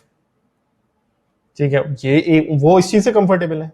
वो कहते हैं कि भाई मैं इसको फॉलिंग नाइफ पे नहीं करूंगा, वो जब ग्राफ यूं के यूं होने लगेगा मैं तब ले लूंगा, मैं थोड़ा सा ऊपर ले लूंगा बट मेरा कंफर्ट आ जाएगा, you know. So that's another way of doing it. So मेरा सजेशन सर ये होता है, सर आपकी जो भी स्ट्रेटजी से आप कंफर्टेबल है ना सर, रात को जिस पे आपको नींद आ जाए, आप सो सके सुकून से, आपको वो करना चाहिए आपको। ठीक है सर, रिस्क टॉलरेंस पे डिपेंड करता है। ठीक है सर, बहुत से लोग होते हैं वो सर 40,000 इंडेक्स के ऊपर भी आप देखते हैं, जैसे आपने कहा ब्लड बात था और आप बहुत कंफर्टेबल थे, बट वो कंफर्टेबल नहीं, वो डरे हुए होंगे अभी मैं लूं तो मैं क्या लूं, मैं कैसे लूं। ठीक है, आप डिविडेंड यील्डिंग स्टेबल स्टॉक्स ले लें। आपको सीमेंट और सिक्लिकल लेने की जरूरत नहीं है, आप एंग्रो फर्टिलाइजर ले लीजिए, फौजी फर्टिलाइजर ले लीजिए, आप इस तरह के स्टॉक्स ले लीजिए। सो यहाँ पे सर इन्वेस्टमेंट स्ट्रेटेजी पे आने के लिए ना, every individual must look into themselves कि मेरी रिस्क टॉलरेंस क्या है, मैं क्या कर सकता हूं या मैं क्या कर सकती हूँ। मेरी रिस्क टॉलरेंस थोड़ी सी ज्यादा है तो कोई मसला नहीं है, आप सिक्लिकल सेक्टर्स के अंदर बेट ले लें। अब आप देखें सिक्लिकल्स ने भी बहुत अच्छे रिटर्न्स दिए हैं, ये पाइनियर सीमेंट आप देख लें, चिराट सीमेंट आप देख लें, आपके ऑटोज में आप देख लें, इन सब ने बहुत अच्छे अच्छे रिटर्न्स दिए आपने। तो एक वो अप्रोच हो सकती है आपकी, एक मैंने आपको बता दिया डिविडेंड यील्डिंग स्टेबल अप्रोच हो सकती है आपकी। ठीक है सर, एक आपकी ये अप्रोच हो सकती है, मिसाल के तौर पे आप बोलें कि जैसे फार्मास्यूटिकल इंडस्ट्री है, उसमें आप थोड़ी सी डेवलपमेंट ट्रैक कर रहे हैं कि जी अब तो इनको करेंसी स्टेबल हो गई है, प्राइस इंक्रीजेस इनके आ रहे हैं, मार्जिन बढ़ते जा रहे हैं, तो ठीक है इनमें हम ले लेते हैं। तो sir strategy could be anything. ठीक है, my suggestion is to pursue whatever makes you comfortable. ठीक है sir, and makes you sleep at night, आप उस स्ट्रेटजी को परसू करें। अगर आप कॉशियस हो रहे हैं कि 91,000 हो गई, अब मैं यहाँ पे क्या करूं, कोई मसला नहीं, आप डिविडेंड यील्डिंग स्टॉक्स लेके डाल दीजिए, कुछ नहीं डिविडेंड आता रहेगा जी, इसको तो कुछ नहीं होने वाला। आप उस डिविडेंड को उन्हीं में री इन्वेस्ट करते जाइए, कोई मसला नहीं। जी, बहुत सारे लोग तो कहते हैं कि जब आपका स्टॉक नीचे जा रहा होता है तो आप बाय करते हैं और डालते रहते हैं, एवरेज करते रहते हैं। लेकिन वहाँ पे उन लोगों की सजेशन होती है कि जब आपका स्टॉक ग्रो कर रहा है तो वहाँ पे भी आपको उस स्टॉक में ऐड करते जाना चाहिए, क्योंकि आपने स्टॉक बाय किया हुआ है, आप उस पे बिलीव करते हैं तो बाय किया हुआ है ना, तो then you can also add into that. So बहुत सारी स्ट्रेटजीज हैं। Let's move to the next. हमारा जो सेशन है वो है how to find the alpha stocks, how to identify the best companies to buy। उसमें मेरा पहला क्वेश्चन है कि जो मोस्ट इंपॉर्टेंट वेरिएबल्स हैं to consider before buying a stock, वो कौन से हैं आपके ख्याल में? सर मेरे लिए तो जो सबसे इम्पोर्टेंट वेरिएबल्स बनते हैं, अगेन ये थोड़ा आप investor to investor, person to person differ कर सकते हैं, कोई किसी चीज़ से कंफर्टेबल होगा। फॉर मी सर पहला जो बड़ी ज़रूरी मेरे लिए क्रिटिकल चीज़ होती है वो कंपनी की हिस्ट्री क्या है, मैनेजमेंट की हिस्ट्री क्या है, क्योंकि वो एक बहुत बड़ा मुझे कंफर्ट देता है कि इन लोगों ने पहले क्या डिलीवर किया, भाई किस तरह का काम कर रहे हैं। जैसे मैंने आपको एक एग्जांपल दी थी अभी चकवाल स्पिनिंग मिल्स का, जो एक वो एपिसोड था, वो पहले उनका कुछ था ही नहीं, मतलब वो डिफॉल्टर सेगमेंट पे कंपनी पड़ी हुई थी। तो मुझे जब वो लोग बोलते थे ये ले लो, बट मेरे मेरे उस चीज पे उतरता ही नहीं था। तो मैंने कहा भाई 1000 रुपए भी हो जाए मुझे नहीं लेना, मुझे नहीं लेना, मेरा मेरा स्टाइल ही नहीं है। ठीक है सर। तो पहली चीज तो मैं जो देखता हूँ सर वो तो मैनेजमेंट देखता हूँ, बिजनेस देखता हूँ sir. In a lot of cases there can be very good management, but वो जिस इंडस्ट्री है जिस बिजनेस में है वहां प्रॉब्लम है। फॉर एग्जाम्पल पीएसओ है, बहुत अच्छी हिस्ट्री है, पाकिस्तान की सबसे बड़ी कंपनी ऑयल मार्केटिंग के अंदर, बट वो बिजनेस की नेचर ही इस तरह की हो गई है, circular debt, cash flow problems. तो फिर वहां पे मेरे ख्याल है कि फिर वहां पे आप थोड़ा सा देखें उसको कि मैंने करना है। जैसे मेरी पर्सनल अप्रोच ये है सर, अगेन मैं इन्वेस्टमेंट एडवाइस वगैरह कुछ नहीं, पर्सनल अप्रोच मेरी ये होती है कि मैं ये एनर्जी चेन और सर्कुलर डेट से मैं दूर रहता हूँ, क्योंकि इसमें मुझे नहीं पता होता क्या होना है। अब वो पैसे आएंगे नहीं आएंगे, आ गए तो डिविडेंड आ गया, नहीं आए तो फिर क्या हो गया। अभी पीपीएस टर्मिनेशन के ऊपर बात चली गई है आईपीपीस के साथ, तो मेरा यहाँ पे ये सजेशन होता है लोगों को कि जी पहले तो मैनेजमेंट देखो, फिर आप बिजनेस समझो, क्या ये वो बिजनेस है जिससे आप कंफर्टेबल हो। जैसे मेरी एक किसी से बात हुई, उसकी बड़ी अच्छी स्ट्रेटेजी मुझे लगी। He is a PhD in batteries, उसने बैटरीज के ऊपर, केमिस्ट्रीज के ऊपर पीएचडी किया हुआ है। तो वो मुझे मुझे उसने कहा फातिक भाई मैं इन्वेस्ट करना चाहता हूँ। तो मैंने कहा अच्छा किस में करोगे? कहते यार मुझे तो देखिए बैटरी का बिजनेस समझ में आता है, मैं तो बैटरियां समझ में आती है, मैं उन्हीं में करूंगा। मैंने कहा यार बेहतरीन काम करोगे, क्योंकि जो आपको समझ आता है ना वो करें आप। बिजनेस क्या, ये बिजनेस आप अपने लिए खुद करेंगे अपनी सेविंग से, ये सवाल देखना है। उसके लिए पहले बिजनेस समझें सर, आप जाके मैनेजमेंट देखें, बिजनेस समझें। तीसरी बात सर चीज जो होती है ना वो कैश फ्लो जरूर देखें। अब पीएसओ है सबसे बड़ी कंपनी पाकिस्तान की in terms of market share and in terms of revenue in oil marketing, but sir business में कैश फ्लोज का इतना प्रॉब्लम रहा उसका आज तक कि वो देखें उस शेयर के साथ कुछ हो ही नहीं सके, शेयर होल्डर कुछ कमा ही नहीं सका उसके अंदर कभी आज तक। Same goes for other business. For example जैसे ऑयल एक्सप्लोरेशन के अंदर भी आप देखें कोई खास रिटर्न्स नहीं बने, और उसके पीछे बहुत ही फेयर रीजन है। ऑल्दो उनके डॉलर डिनोमिनेटेड रेवेन्यूज थे, लेकिन आप शेयर होल्डर रिटर्न उनके निकालने हैं पिछले 10 साल के बहुत बुरे हैं। वो वजह ये है सर कि वो बिजनेस ऐसा है पाकिस्तान में, अब वो ऑयल एंड गैस डिस्कवरीज बड़ी बड़ी हो ही नहीं रही हैं। वो जमाने में होती थी, सुई हुई थी 1950s की डिस्कवरी, वो जमाने में बड़ी डिस्कवरीज हो गई थी जो आज तक चल रही हैं, उच कादरपुर मारी वगैरह 1960s 70s कुछ 80s 90s में हो गई थी। बट आप 2000s में नाशपा वाशपा आखिरी डिस्कवरी थी बड़ी, और 2010s में आप देखें कोई बड़ी डिस्कवरी नहीं है पाकिस्तान में। तो जब हो ही नहीं रही, पुरानी वाली डिप्लीट हो रही है, आप क्या करेंगे? आप उनके अगर एनालिसिस थोड़ा सा रन भी करके देखें तो ईएनपी कंपनीज में आपको नजर आएगा सारी अर्निंग्स ग्रोथ आ रही है, वो करेंसी डिवेल से आ रही है और कुछ नहीं है, प्रोडक्शन गिरी हुई है पाकिस्तान की। तो बिजनेस रिस्क है, यही वजह है कि उसने आउट परफॉर्म नहीं करा, अंडर परफॉर्म करा। सेकेंडली कैश फ्लो के भी उनके मसले रहे गैस वाले, बट स्टिल उनका इतनी रिकवरीज होती थी, उनके कैश फिर भी रीजनेबल होता था, but still share holders returns are pathetic. तो उसके पीछे सर ये कुछ की चीजें हैं जो मैं कहूंगा, बड़ा स्ट्रांगली सजेस्ट करूंगा आप देखें। क्वालिटी ऑफ मैनेजमेंट जरूर देखें, उनकी history of deliverables. For example lucky group है, उनका सर जो प्रोजेक्ट आता है दैट डज वेरी वेल, वो उनकी एग्जीक्यूशन चीजों की बहुत अच्छी होती है। एंग्रो ग्रुप की जनरली आप प्रोजेक्ट्स अगर आप देखें, उनकी एग्जीक्यूशन चीजों की बहुत अच्छी होती है। LNG terminal amazing, Engro fertiliser amazing, वो चीजें जो करते हैं उनकी एग्जीक्यूशन बहुत अच्छी होती है। सो ये क्वालिटी ऑफ मैनेजमेंट की तरफ आप चले जाते हैं चीजों में। फिर बिजनेस, क्या ये वो बिजनेस है जो मुझे समझ में आता है, ये अच्छा बिजनेस है, इसमें काम करना चाहिए। तीसरी चीज सर कैश फ्लोज, ये जरूर देखें कैश फ्लोज अच्छे हैं नहीं है। ये बड़े मैटर करते हैं आपकी जिंदगी, क्योंकि जैसे वॉरेन बफेट कहता है कैश इज किंग।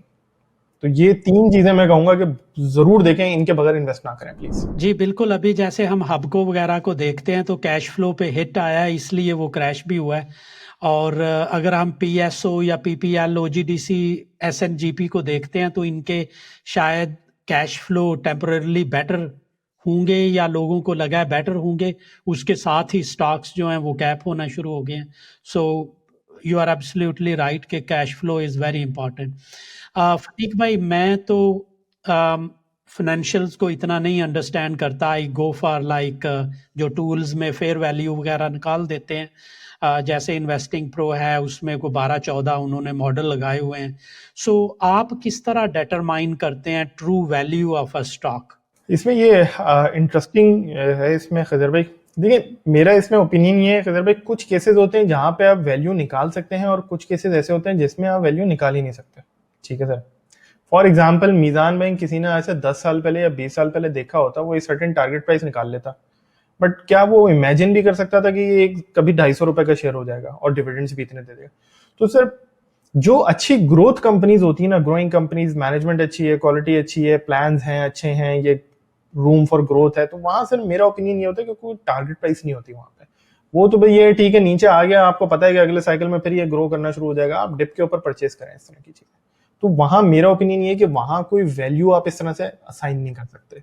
अगर उसका बिजनेस और वो सारी की सारी चीजें सर अगर उसकी सही चल रही हैं, तो फिर everything is fine in my opinion, उसके लिए कोई वैल्यू आप असाइन ना करें। हाउएवर, कुछ चीजें होती हैं जहां पर आप वैल्यू असाइन करना चाहेंगे, देखना चाहेंगे चीजों के अंदर। अब जैसे मैं आपको एक एग्जांपल देता हूँ, FFBL, फौजी फर्टिलाइजर बिन कासिम। तो मेरी क्या स्ट्रैटेजी इस तरह की चीजों में होती है, मैं आपको बताता हूँ। जैसे साल शुरू हुआ था तो मुझे ऐसे ही क्लिक किया, मैंने कहा यार ये तो डैप में काम करते हैं, डैप की इंपोर्ट पैरिटी पे प्राइसिंग करते हैं, तो ये तो डॉलराइज मार्जिन है इसके, तो बड़े मजे किस्म के, तो और डॉलर 100 का 300 हो चुका है 5 साल के अंदर, तो इसकी तो अर्निंग्स 3 गुना हो जानी चाहिए। मेरे दिमाग में ऐसी बेसिक मेरे ध्यान में आया कि 100 का 300 डॉलराइज मार्जिन, तो 3 गुना तो इसकी अर्निंग हो जानी चाहिए। मेरे ध्यान में बेसिक प्रेमिस एक बना पहले। फिर मैं गया, मैंने थोड़ा सा उसके खंगाला, मैंने वेरीफाई किया, मैंने देखा कि यार मार्केट में प्राइसेस वगैरह क्या चल रही हैं, कुछ भी नहीं, मैंने ऐसे रेवेन्यू निकाल लिया थोड़ा सा उसके कैलकुलेटर पे। अब ये हमें थोड़ी सी, क्योंकि एनालिस्ट रहा हूं मैं, तो ये चीजें मैं कर लेता हूँ, बट बेसिक थीसिस मेरा ये था सर, मैंने ये होमवर्क किया है, मैंने ये चीजें करी हैं, मेरी अर्निंग साल की सर 15 रुपए निकली 2024 की, जनवरी की मैं आपको बात बता रहा हूँ। तो मैंने ऐसे कुछ लोगों को कहा कि यार ये तो 15 रुपए अर्निंग आ सकती है इस साल की ना, तो उस टाइम 4-5 रुपए की आई थी पिछले साल की, तो वो लोग भी परेशान हो गए, भाई तो क्या बोल रहे हैं। खैर सर, अभी 9 महीने में 14 रुपए आ चुकी है ईपीएस उसकी, अभी एक क्वार्टर पूरा रहता है उसका, तो ये साल की 18-20 रुपए हो जाएगी आपकी। तो ये एक दूसरी चीज होती है कि पहले आप, मेरी जो अप्रोच होती है सर, वो मैं ईपीएस निकाल लूं अगले 1-2 साल की, कि अर्निंग्स पर शेयर विच इज प्रॉफिटेबिलिटी, के बेसिकली धंधा करके कंपनी कमाएगी कितना, रेवेन्यू कॉस्ट कितना कमा लेगी मोटा मोटा। और ये सर मैं समझता हूँ ये थोड़ी सी चीजें इतनी इजी नहीं होती, मुश्किल होती हैं, बट हम फिनकलाब में हमने इनिशिएटिव लिया ये चीजें करने का। जैसे मैंने साजगार इंजीनियरिंग का पूरा लाइव एक वीडियो में मॉडल बनाया है, दिखाया है कि आप किस तरह से अर्निंग्स फोरकास्ट कर सकते हैं। तो इंशाल्लाह कोशिश ये है कि हर सेक्टर में, हर कंपनी के ऊपर एक एक करके हम जाकर लोगों को एजुकेट करेंगे, और वो एक्सेल फाइल भी हम इनेबल कर देते हैं, आप डाउनलोड करके उसको फिर देख सकते हैं चीजों को। सो अर्निंग्स देखें, ईपीएस देखें, ईपीएस अर्निंग्स पर शेयर कितनी निकल आती है। उसके बाद एक प्राइस टू अर्निंग रेशियो होता है सर, मैं उसमें बड़ा बिलीव करता हूँ, पाकिस्तान में जो मैंने देखा है वही सबसे ज्यादा चलता है। पीई रेशियो एक सर्टेन होता है, वो आप मल्टीप्लाई करके देख लेंगे क्या प्राइस निकल रही है, क्योंकि एफएफबीएल इस तरह का बिजनेस है कि सर जिसमें कोई डेवलपमेंट होती है तो उसकी अर्निंग्स बढ़ती है, एफएफसी कोई डेवलपमेंट होती है तो अर्निंग बढ़ती है, वरना आपको पता है यूरिया डिमांड पाकिस्तान में स्टेबल है, डैप डिमांड पाकिस्तान में स्टेबल है, ये कोई बहुत ज्यादा ग्रो नहीं करती। जैसे सीमेंट में तो आप बोलते हैं ना कि कंस्ट्रक्शन आपका जब साइकिल अच्छा होता है वो बढ़ना शुरू हो जाती है, आपकी ग्रोथ आना शुरू हो जाती है, ये फर्टिलाइजर्स में नहीं होता। पावर है फॉर एग्जाम्पल, एक कंपनी की जितनी कैपेसिटी है वो उतनी बिजली बनाएगी, उसकी ग्रोथ उसी वक्त आती है, क्योंकि वो डॉलराइज रिटर्न होते हैं, तो जब करेंसी डिवैल्यू हो जाती है तो फिर उसकी ईपीएस बढ़ जाती है आपकी। तो ये जरूरी है कि ईपीएस निकालना है पहले आप, वेरिएबल्स को देख के कि मोटा मोटा किस तरह से है, और फिर आप एक प्राइस टू अर्निंग रेशियो उनके ऊपर अप्लाई कर दें। मुझे इस तरह से चीजें होती हैं। और थोड़ा सा एक चीज जो मैंने देखी है सर, इमेजिनेशन को ओपन करने की जरूरत होती है। जैसे मैंने 5 रुपए पे लोगों का 15 रुपए की ईपीएस आ जाएगी, डाउटफुल थे सर। मेरी एक सक्सेस स्टोरी साजगार इंजीनियरिंग भी है, अल्हम्दुलिल्लाह, अल्लाह का बड़ा एहसान है। पहले मैंने उस पर 66 रुपीज पे शेयर खरीदा था, फिर उसके बाद क्या नाम है, इस साल मैंने 250 रुपए पे उस पर दोबारा काम किया था। ठीक है सर। अच्छा, मैं आपको बताऊं सर, मेरी जो ईपीएस फोरकास्ट थी वो थी 160-170 रुपए के रन रेट आ जाएगा। वो जो रन रेट आ गया वो 280 जैसा नजर आ रहा है। आप ये देखें। तो थोड़ा सा इमेजिनेशन को भी ओपन करना होता है कि ये कंपनी जिसकी क्वार्टर की 7 रुपए की अर्निंग आ रही है, ये 40 रुपए पे चली जाएगी, तो वो नंबर्स को देखना होता है। कंपनी अगर इतने ज्यादा वॉल्यूम्स दिखा रही है तो वो अर्निंग्स में ट्रांसलेट हो जाएंगे आपके। इन इस तरह का जैसे साजगार टाइप केस था, साजगार में बड़ा सिंपल था, आपको नजर आ रहा है कि इस कंपनी की वॉल्यूमेट्रिक ग्रोथ बहुत ज्यादा बढ़ गई है आपकी। जो कंपनी 250 गाड़ी पर क्वार्टर बेच रही थी, वो एकदम से 700-800 गाड़ी पर मंथ बेचना शुरू हो गई है। तो आपको नजर आ रहा है इसकी अर्निंग बहुत ज्यादा बढ़ने वाली है आपकी, 8-10 गुना हो जाएंगी, क्योंकि वॉल्यूम्स 8-10 गुना हो गए, अर्निंग्स 8-10 गुना हो जाएंगी। फिर आप उस पर एक पीई रेशो अप्लाई करोगे। अब वो 5, 6, 7 कुछ भी वो देख के जो इंटरेस्ट रेट चल रहा हो उसके हिसाब से, इसके ऊपर भी मैंने एक पूरा आर्टिकल लिखा था कि आप एक पीई रेशो कैसे निकाल सकते हैं।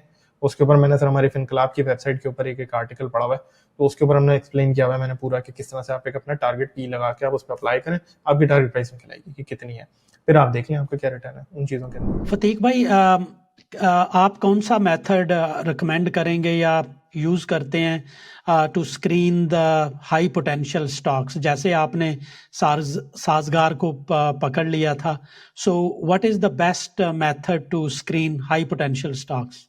सर 2 तरीके होते हैं इसमें। एक तो तरीका ये होता है कि आप वैल्यूएशन या स्क्रीनर लगा लें। स्क्रीनर से मतलब ये होता है कि आपने जो आपकी यूनिवर्स है, जैसे आपने कहा कि आपने कोई 25-30 कंपनी की एक यूनिवर्स बना लिया कि मैं ये मेरे लिए इन्वेस्टेबल है कि जिनमें मैं काम कर सकता हूँ।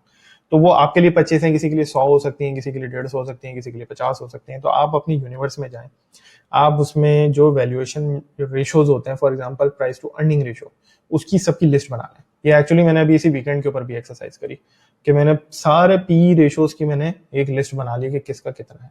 ठीक है सर, आप उसके डिविडेंड यील्ड्स की भी बना लें। डिविडेंड यील्ड ये होती है कि जो उसका डिविडेंड पर शेयर आ रहा है डिवाइडेड बाय प्राइस कर दें आप उसको, तो वो डिविडेंड यील्ड बन जाता है कि अगर मैं 100 रुपए इन्वेस्ट कर रहा हूं तो कितना मुझे उसमें वापस डिविडेंड की फॉर्म में मिल जाएगा, आपका कैश इनफ्लो हो जाता है।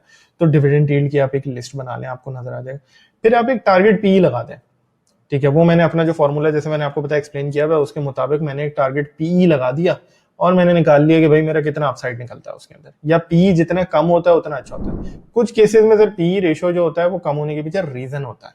जैसे कुछ केसेस में लकी सीमेंट पहले बहुत ही प्रीमियम पे ट्रेड किया करता था, पावर सीमेंट नहीं था but management quality, power business नहीं था उसमें बट मैनेजमेंट क्वालिटी बहुत हाई थी, तो उसकी वजह से लोग ज्यादा पी लगाया करते थे। कोहार्ट सीमेंट आपको यूजुअली हायर पी पे नजर आता है चीजों के अंदर। तो कुछ ऐसे फैक्टर्स होते हैं जिसकी वजह से प्रीमियम होता है, कुछ ऐसे फैक्टर हो सकते हैं जिसकी वजह से लो पी जस्टिफाइड हो सकता है। फॉर एग्जाम्पल पीएसओ, अब कैश फ्लो प्रॉब्लम है तो वो लो पी रेशो का जस्टिफाइड हो सकता है।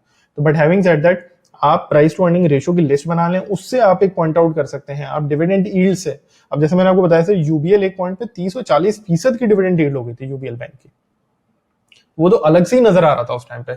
100-110 रुपए का शेयर चल रहा है, आपको नजर आ रहा है कि क्वार्टर का 10-10 रुपए डिविडेंड इसने देना है, तो आप बोलेंगे कि यार ये तो मतलब 40% यील्ड, क्या मतलब कहाँ नजर आती है आपको। तो वो इस तरह से लिस्ट बनाएं।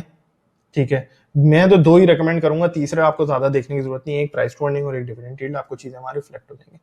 सो दूसरे तरीके स्क्रीन करने का ये होता है कि फिर आप देखें कि किस कंपनी की अर्निंग्स में सरप्राइज आ सकता है किसी वजह से। अब साजगार था, साजगार के अंदर नजर आ रहा था कि वॉल्यूम्स इतने ज्यादा बढ़ गए हैं इसके कि इसकी अर्निंग्स ने तो एकदम छत फाड़ देनी है। ठीक है सर, ये एक चीज हो सकती है, आप इस तरह से ट्रैक कर लें कि कोई स्टोरी कोई इस तरह की इवॉल्व हो रही हो कि जिसकी अर्निंग आज अच्छी नहीं है बट कल आ जाएंगी। बीच में एक खबरें आ गई थी बड़ी, आपको याद होगा कि गवर्नमेंट ने पाकिस्तान में नॉन एसेंशियल मेडिसिन की जो प्राइसेस हैं उनको डीरेगुलेट कर दिया। यानी कि फार्मास्यूटिकल कंपनीज नॉन एसेंशियल्स की प्राइसेस को वो खुद से सेट कर सकती हैं। फॉर एग्जांपल कैक 1000 एक जो वो गोलियां आती हैं ऑरेंज वाली, आपने देखी होंगी, वो डीरेगुलेटेड है। अब ये लोग प्राइसेस उसके खुद सेट कर सकते हैं। कुछ रेगुलेटेड हैं, वो एसेंशियल्स रेगुलेटेड है, उनकी भी पॉलिसी है कि वो 7% के हिसाब से मैक्सिमम इंक्रीज हो सकती है आपकी। और अखबारों में आ रहा था कि गवर्नमेंट ने सितंबर में इनको एडहॉक एक प्राइस इंक्रीज अलाउ किया था फार्मास्यूटिकल कंपनीज को। आप अखबारों में पढ़ रहे हैं ये चीजें, आपको नजर आ रहा है, आपको कोई ऐसा वो करने की जरूरत नहीं। प्राइसेस बढ़ गई हैं, करेंसी स्टेबल हो गई है, इनका प्राइमरी सारा तकरीबन रॉ मटेरियल इंपोर्टेड होता है सर। ठीक है सर, प्राइसेस बढ़ गई हैं, एक्सचेंज रेट स्टेबल होने का मतलब ये रॉ मटेरियल या कॉस्ट ऑफ आपकी फ्लैटिश ही हो गई है, लेकिन प्राइसेस बढ़ रही हैं, मार्जिन बढ़ने अब आपके नजर आ रहा है। आप इस तरह की कोई डेवलपमेंट से अब आप स्टोरीज निकाल सकते हैं कि कोई ऐसी चीज हो रही है कि जिसकी वजह से अर्निंग। अब आप देखें फार्मास के जो रिजल्ट आ रहे हैं, 2 दिन से गैलेक्सो कैप लग रहा है, बीच में अबट का बहुत अच्छा रिजल्ट आया था आपका, आपके सारे फार्मास्यूटिकल, हेलियन बीच में बड़ा अच्छा रिजल्ट आया था। तो फार्मास्यूटिकल्स के ये चीजें नजर आने शुरू, और सबके देखें मार्जिन एक्सपैंड हो रहे हैं। रेवेन्यूज में ऐसे जितनी ज्यादा ग्रोथ नहीं है, वो मार्जिन एक्सपैंड हो रहे हैं आपके। तो इस तरह से आप स्टोरीज बिल्ड कर सकते हैं, देख सकते हैं कि कहाँ पे कोई ऐसी चीज हो रही है कि जिसमें कोई चीज हो सकता है। अब जैसे एक स्टोरी बहुत ज्यादा आजकल घूम रही है कि GHNI के अंदर जो रिको डेक का प्रोजेक्ट है उसकी वजह से उसको ट्रक्स का ऑर्डर मिलेगा। तो एक स्टोरी में दम है। अब ये देखना है मिलता है नहीं मिलता, कब मिलता है, जब मिलेगा तो फिर आपको पता है कि भाई उसमें अर्निंग्स उसकी बढ़नी है, फॉर श्योर बढ़नी है उसकी।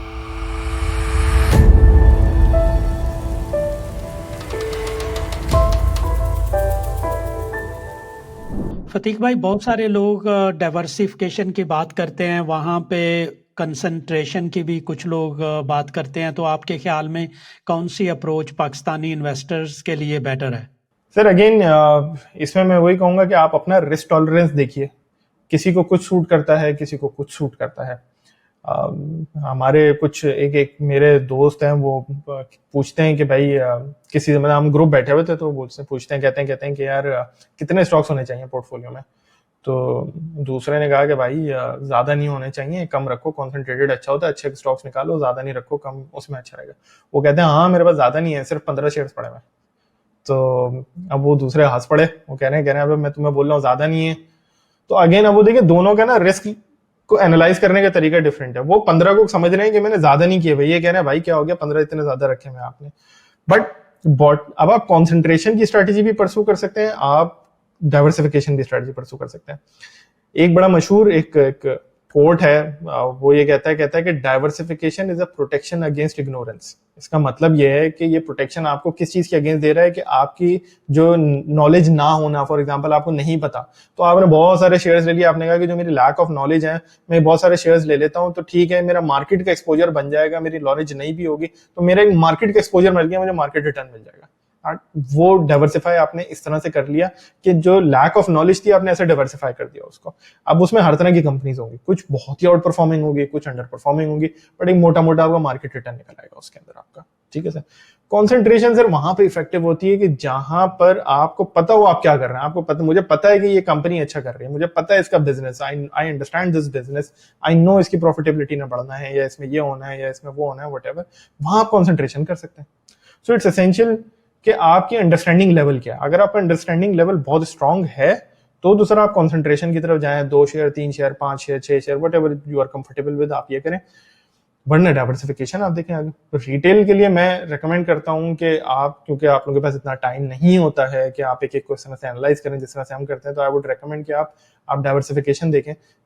10-15 मुझे लगता है ज्यादा हो जाता है, बट 10-12 स्टॉक्स ऐसे हैं जिसमें रीजनेबल आपको मार्केट का एक्सपोजर मिल सकता है।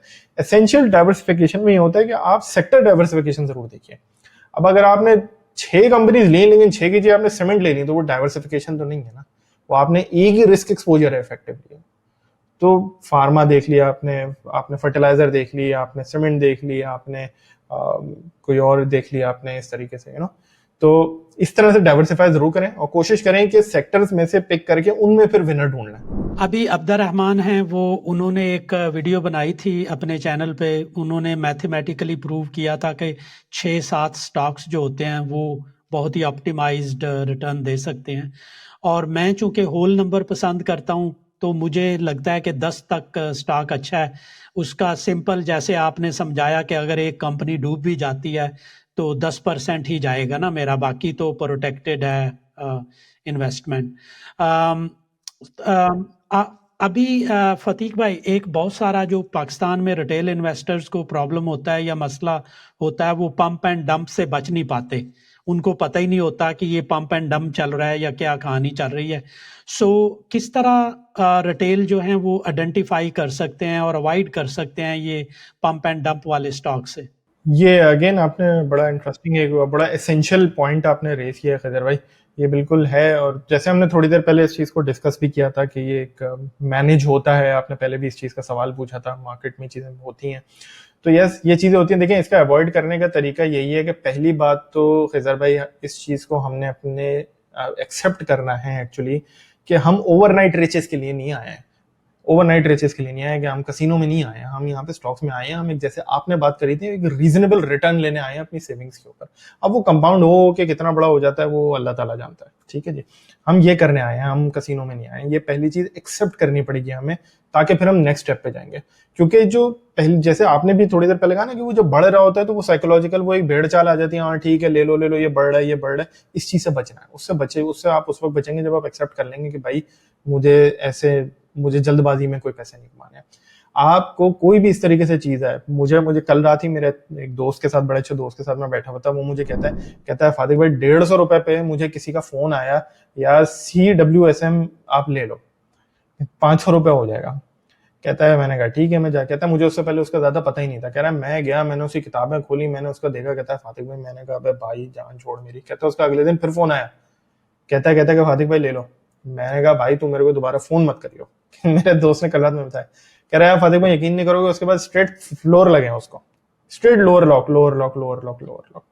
तो सर आप उसको डिफॉल्टर सेगमेंट में कंपनीज अगर हैं और उनमें कोई इस तरह की चीजें आ रही हैं तो फिर आप थोड़ा सा अवॉइड करें कि भाई अगर ये इतनी अच्छी कंपनी है तो ये पहले क्यों सो रहे थे, या कोई फंडामेंटल शिफ्ट आया है उसके अंदर, कोई मैनेजमेंट चेंज हो गई है, बिक गई है, कोई नई मैनेजमेंट आके उसके अंदर कुछ कर रही है, तो फिर तो चलो कोई कोई आर्ग्यूमेंट है। बट बैठे बैठे कुछ हो गया, तो हो सकता है ऐसा सही हो, सर हो सकता है खजर भाई ये बिल्कुल सही हो, बट मैं इस चीज को अवॉइड करता हूं, क्योंकि मेरे लिए ज्यादा कंफर्ट ये होता है कि कोई इस तरह की कंपनी इस तरह का बिजनेस शुरू कर दे, फिर अर्निंग्स दिखा दे, एक दफा डिलीवर कुछ कर दे, फिर मैं उसके अंदर रिस्क ले लूं, मैं वहां कंफर्टेबल हूँ। बट इस तरह के सिर्फ र्यूमर पे, न्यूज पे कोई खबर आ जाए ये यूं हो जाएगा और वैसे कर देगा वैसे कर देगा, आप उसकी किताब जरूर खोलें। अभी जो मैंने बेलम ऑटोमोटिव की आपको मिसाल दी, उस कंपनी का रेवेन्यू नहीं होता सर, सिर्फ कॉस्ट ही कॉस्ट होती है। अब ऐसी कंपनी में सर मैं क्या मतलब, वो बढ़े भी जा रहा है बढ़े भी जा रहा है, हो सकता है सर उसमें फंडामेंटल रीजन हो, कोई डेवलपमेंट हो, आ रही हो जिसकी वजह से हो रहा हो।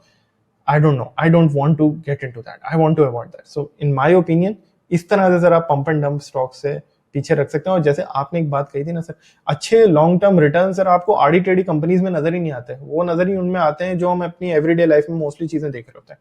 कोलगेट फॉर एग्जाम्पल, ये कंपनीज के रिटर्न है sir. Fatiq bhai, now to my last question about potential sectors, जो कोई अच्छे स्टॉक्स हैं वो आप कौन से समझते हैं कि अभी अगर किसी ने इन्वेस्ट करना है या और पैसे ऐड करने हैं, सो वो किन सेक्टर्स में कौन से स्टॉक्स को देख सकते हैं, एक्सप्लोर कर सकते हैं। मुझे याद आ रहा था, मैं रात को ही बात कर रहा था अपनी बेगम से कि जब मैंने पॉडकास्ट स्टार्ट की करनी दिसंबर लास्ट ईयर में, तो मुझे अभी भी याद है कि जो ज़्यादा ऑलमोस्ट सब एक्सपर्ट्स आप जैसे कह रहे थे, बैंक्स अच्छे हैं, फर्टिलाइज़र अच्छी है, हालांकि उस टाइम ट्रबल्स थी इकोनॉमी में, लेकिन फिर भी बैंक्स, फर्टिलाइज़र, इवन के मतियस फ्रॉम टुंड्रा ने फार्मा सेक्टर का कहा था, तो बहुत सारे लोग समझते थे यार ये क्या बात कर रहे हैं, क्यों कह रहे हैं। और फिर एक्सप्लोरेशन की भी बहुत सारे बात करते थे, क्योंकि एक लोगों को थी कि ये सर्कुलर डेट वगैरह ठीक हो जाएगा। तो अगर मैं देखूं फतीक भाई, बिना पढ़े बिना तैयारी किए एक्सपर्ट को सुन सुन के जो शुरू से बताते आ रहे थे, अगर उसी सेक्टर्स में काम करते तो बहुत अच्छी रिटर्न्स मिल सकती थी।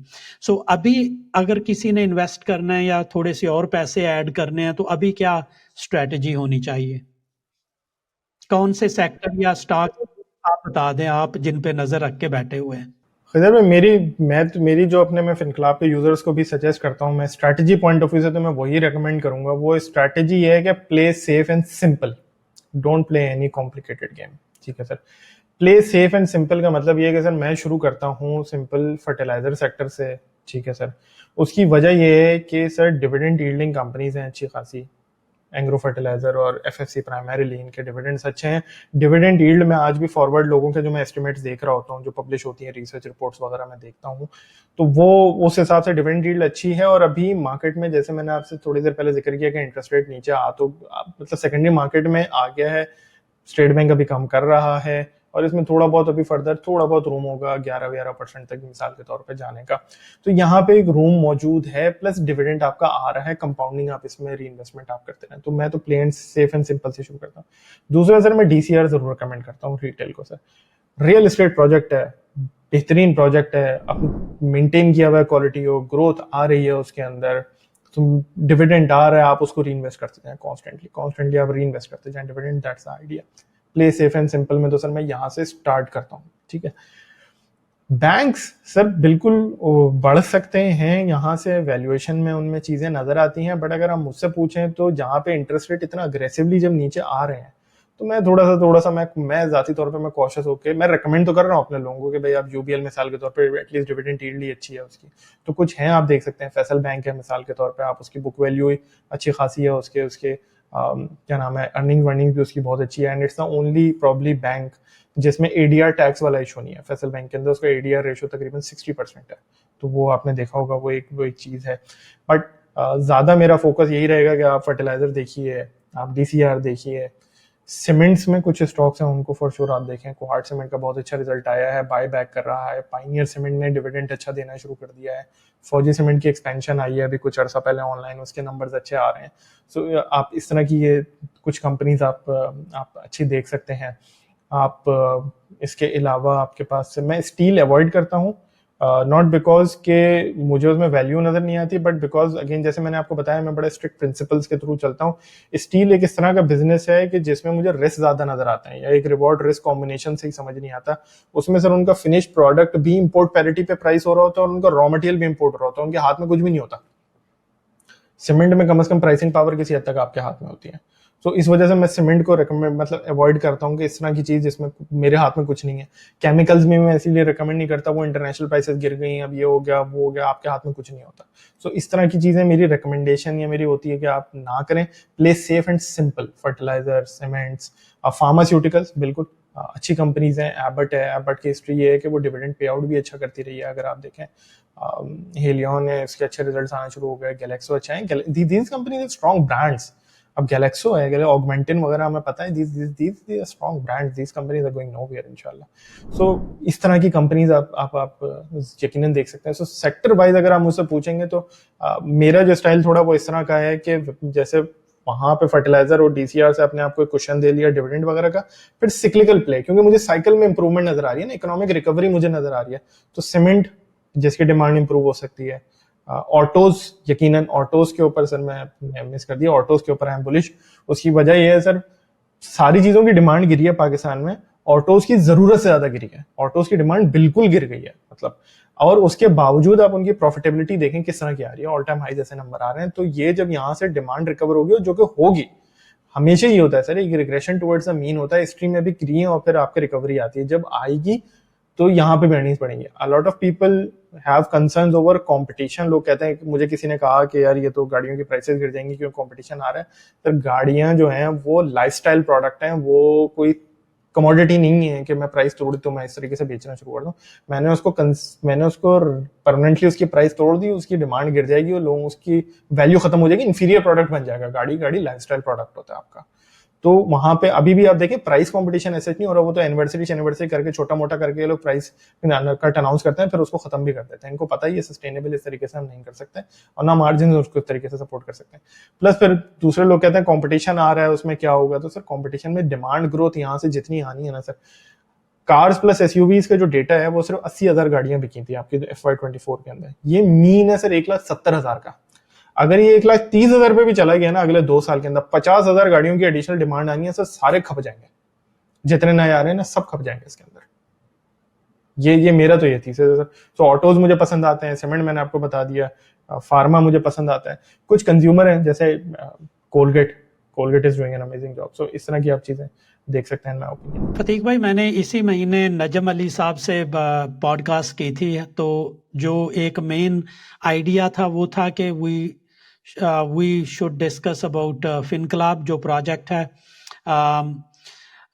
लेकिन चूंकि उनके एक्सपीरियंस की वजह से मेनली हमने मार्केट पे और इधर उधर की भी बहुत सारी बातें की, तो फिनक्लाब पे इतना ज़्यादा नहीं फोकस कर सके। तो जाते जाते अगर हमें बताएं कि फिनक्लाब है क्या, अगर हम फिनक्लाब में अकाउंट खोलना चाहते हैं तो फिनक्लाब के थ्रू खोलें या नेक्स्ट कैपिटल के थ्रू खोलें, या आपका जो ऐप है ये नेक्स्ट कैपिटल के कस्टमर के लिए है, या कि आपके पास इंडिपेंडेंट एक ट्रेडिंग प्लेटफॉर्म का लाइसेंस है। So tell us little bit about FinClub. Sir as we speak sir FinClub is a product of Next Capital actually and इसका जो फोकस है दैट्स टोटली रिटेल एक्चुअली, क्योंकि पाकिस्तान में सर आपने भी जैसे शुरू में कहा मार्केट डेवलप नहीं हो सकी, रिटेल पार्टिसिपेशन नहीं हो सकी, और उसके पीछे अगर आप मुझसे पूछेंगे सर रीजंस जो थे वो प्राइमरीली जो थे वो इस तरह के थे कुछ कि लोगों को मुझे लगता है कि लोगों को कॉन्फिडेंस नहीं था कि हम पैसे बना सकते हैं स्टॉक से। आपको क्रिप्टो ट्रेडर्स बहुत ज्यादा मिलेंगे, स्टॉक ट्रेडर्स इतने नहीं मिलेंगे। क्यों? क्योंकि लोगों को वहां पे कॉन्फिडेंस था कि हम पैसे बना सकते हैं। हम यहाँ पे लोगों को आगे एजुकेट कर रहे हैं, हम लोगों को बता रहे हैं कि जी आप पैसे बना सकते हो। जैसे अभी हमने पूरी आप भी उसी बेसिकली एक फाइनेंशियल लिटरेसी के ऊपर आपकी कैंपेन है जिसको प्रॉब्ली हम ये भी पार्ट भी हैं। हम एजुकेट करने की कोशिश कर रहे हैं कि भाई आप सीधे तरीके से आराम से आप सिंपल तरीके से काम करो, अच्छे रिटर्न्स बना लोगे। तो ये आइडिया है, फिनकलाब का विजन था कि हम आए और हम रिटेल में जाएं, लोगों को बताएं, क्योंकि जनरली पाकिस्तान में इंस्टीट्यूशंस को ही टारगेट किया गया, रिटेल को इतना नहीं किया गया। हम रिटेल में जाना चाहते हैं। This platform is totally retail focused. आज के दिन हम चाहते हैं कि लोग आए, पार्टिसिपेट करें कैपिटल मार्केट्स के अंदर और हम उनकी हेल्प करें और वो उसके अंदर प्रॉफिट्स कमाएं, सेविंग्स के अंदर रिटर्न्स अर्न करें और उसके ऊपर वो कमाएं उसके अंदर। तो डिजिटल प्लेटफॉर्म है सर। इसका हमारा जो सबसे ज्यादा फीडबैक हमारा अच्छा जो यूजर की तरफ से हमारे पास आता है वो ये कि हमारा यूआई जो है, user interface, it's very beginner friendly. और ये हमने यही माइंड में रख के बनाया है क्योंकि हम नए लोगों को टारगेट करना चाहते हैं और चाहते हैं कि नए लोग आए हमारे पास और वो काम करें। अभी भी आज के दिन भी मैं आपको बताऊं कि स्टार्ट है, बहुत ही इंटरेस्टिंग स्टार्ट है sir 75% of our users are first timers in the stock market. That's a big number in terms of percentage. So हमारा और यही फीडबैक है, हमारा यूआई जो है वो बहुत ही beginner friendly. Even our advice, हमारी एडवाइस भी बहुत बिगिनर फ्रेंडली है। मैं खुद वहां पे बैठता हूँ, हम लोगों के जो सवाल होते हैं हम क्वेरीज हैंडल करते हैं लोगों की, और किसी पे कोई सवाल पूछने पे कोई मसला नहीं होता। You can ask as basic as के व्हाट इज एक्स डिविडेंड। लोग ये सवाल पूछ लेते हैं, लोग बहुत बेसिक सवाल पूछ लेते हैं, तो हम उसका हर चीज का जवाब देते हैं। The idea is to help people. Vision हमारा यही है, फाइनेंशियल पार्टिसिपेशन बढ़ाना, कि हम लोगों की हेल्प करें, लोग आए, लोग रिटर्न्स कमाएं। So it's a digital platform by Next Capital by the name of FinClub for retails for everyone, totally digital. आप अपने घर में सोफे पे, कंफर्ट पे आप बैठ के you can download it, iOS, Android, आप उसके ऊपर साइन अप कर सकते हैं, आप उसके अंदर डिजिटली डॉक्यूमेंट्स आप उसके अंदर प्रोवाइड कर सकते हैं, आपका अकाउंट ओपन हो जाएगा एंड उसके बाद यू कैन स्टार्ट इन्वेस्टिंग। अगर आपको इन्वेस्टमेंट में प्रॉब्लम होता है, बहुत से लोग जैसे मैंने आपको बताया नए लोग आते हैं, उनको इतना आइडिया नहीं होता चीज़ों का, दैट इज नो इशू। आप आए, आप यहाँ पे अकाउंट खोलें, हम आपको गाइड करते हैं, हम आपको एडवाइस देते हैं, हम सारी चीज़ें आपको बताते हैं।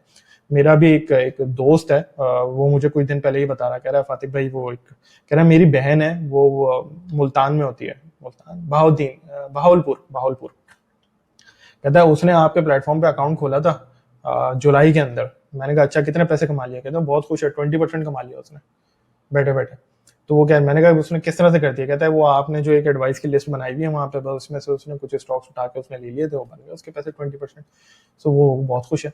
So that's the idea. आप पाकिस्तान में कहीं पर भी हो, डिजिटली आप अकाउंट खोलें, डिजिटली इन्वेस्ट करें, कोई सवाल है हम उसके आपके जवाब देते हैं। एक्सीलेंट, ये विजन है, एक्सीलेंट डिस्कशन। हमारा सर यूट्यूब चैनल जरूर फॉलो करें। सॉरी सर मैं आपको इंटरप्ट कर रहा हूँ, मैं लोगों को ये जरूर कहता हूँ यूट्यूब चैनल फॉलो करें।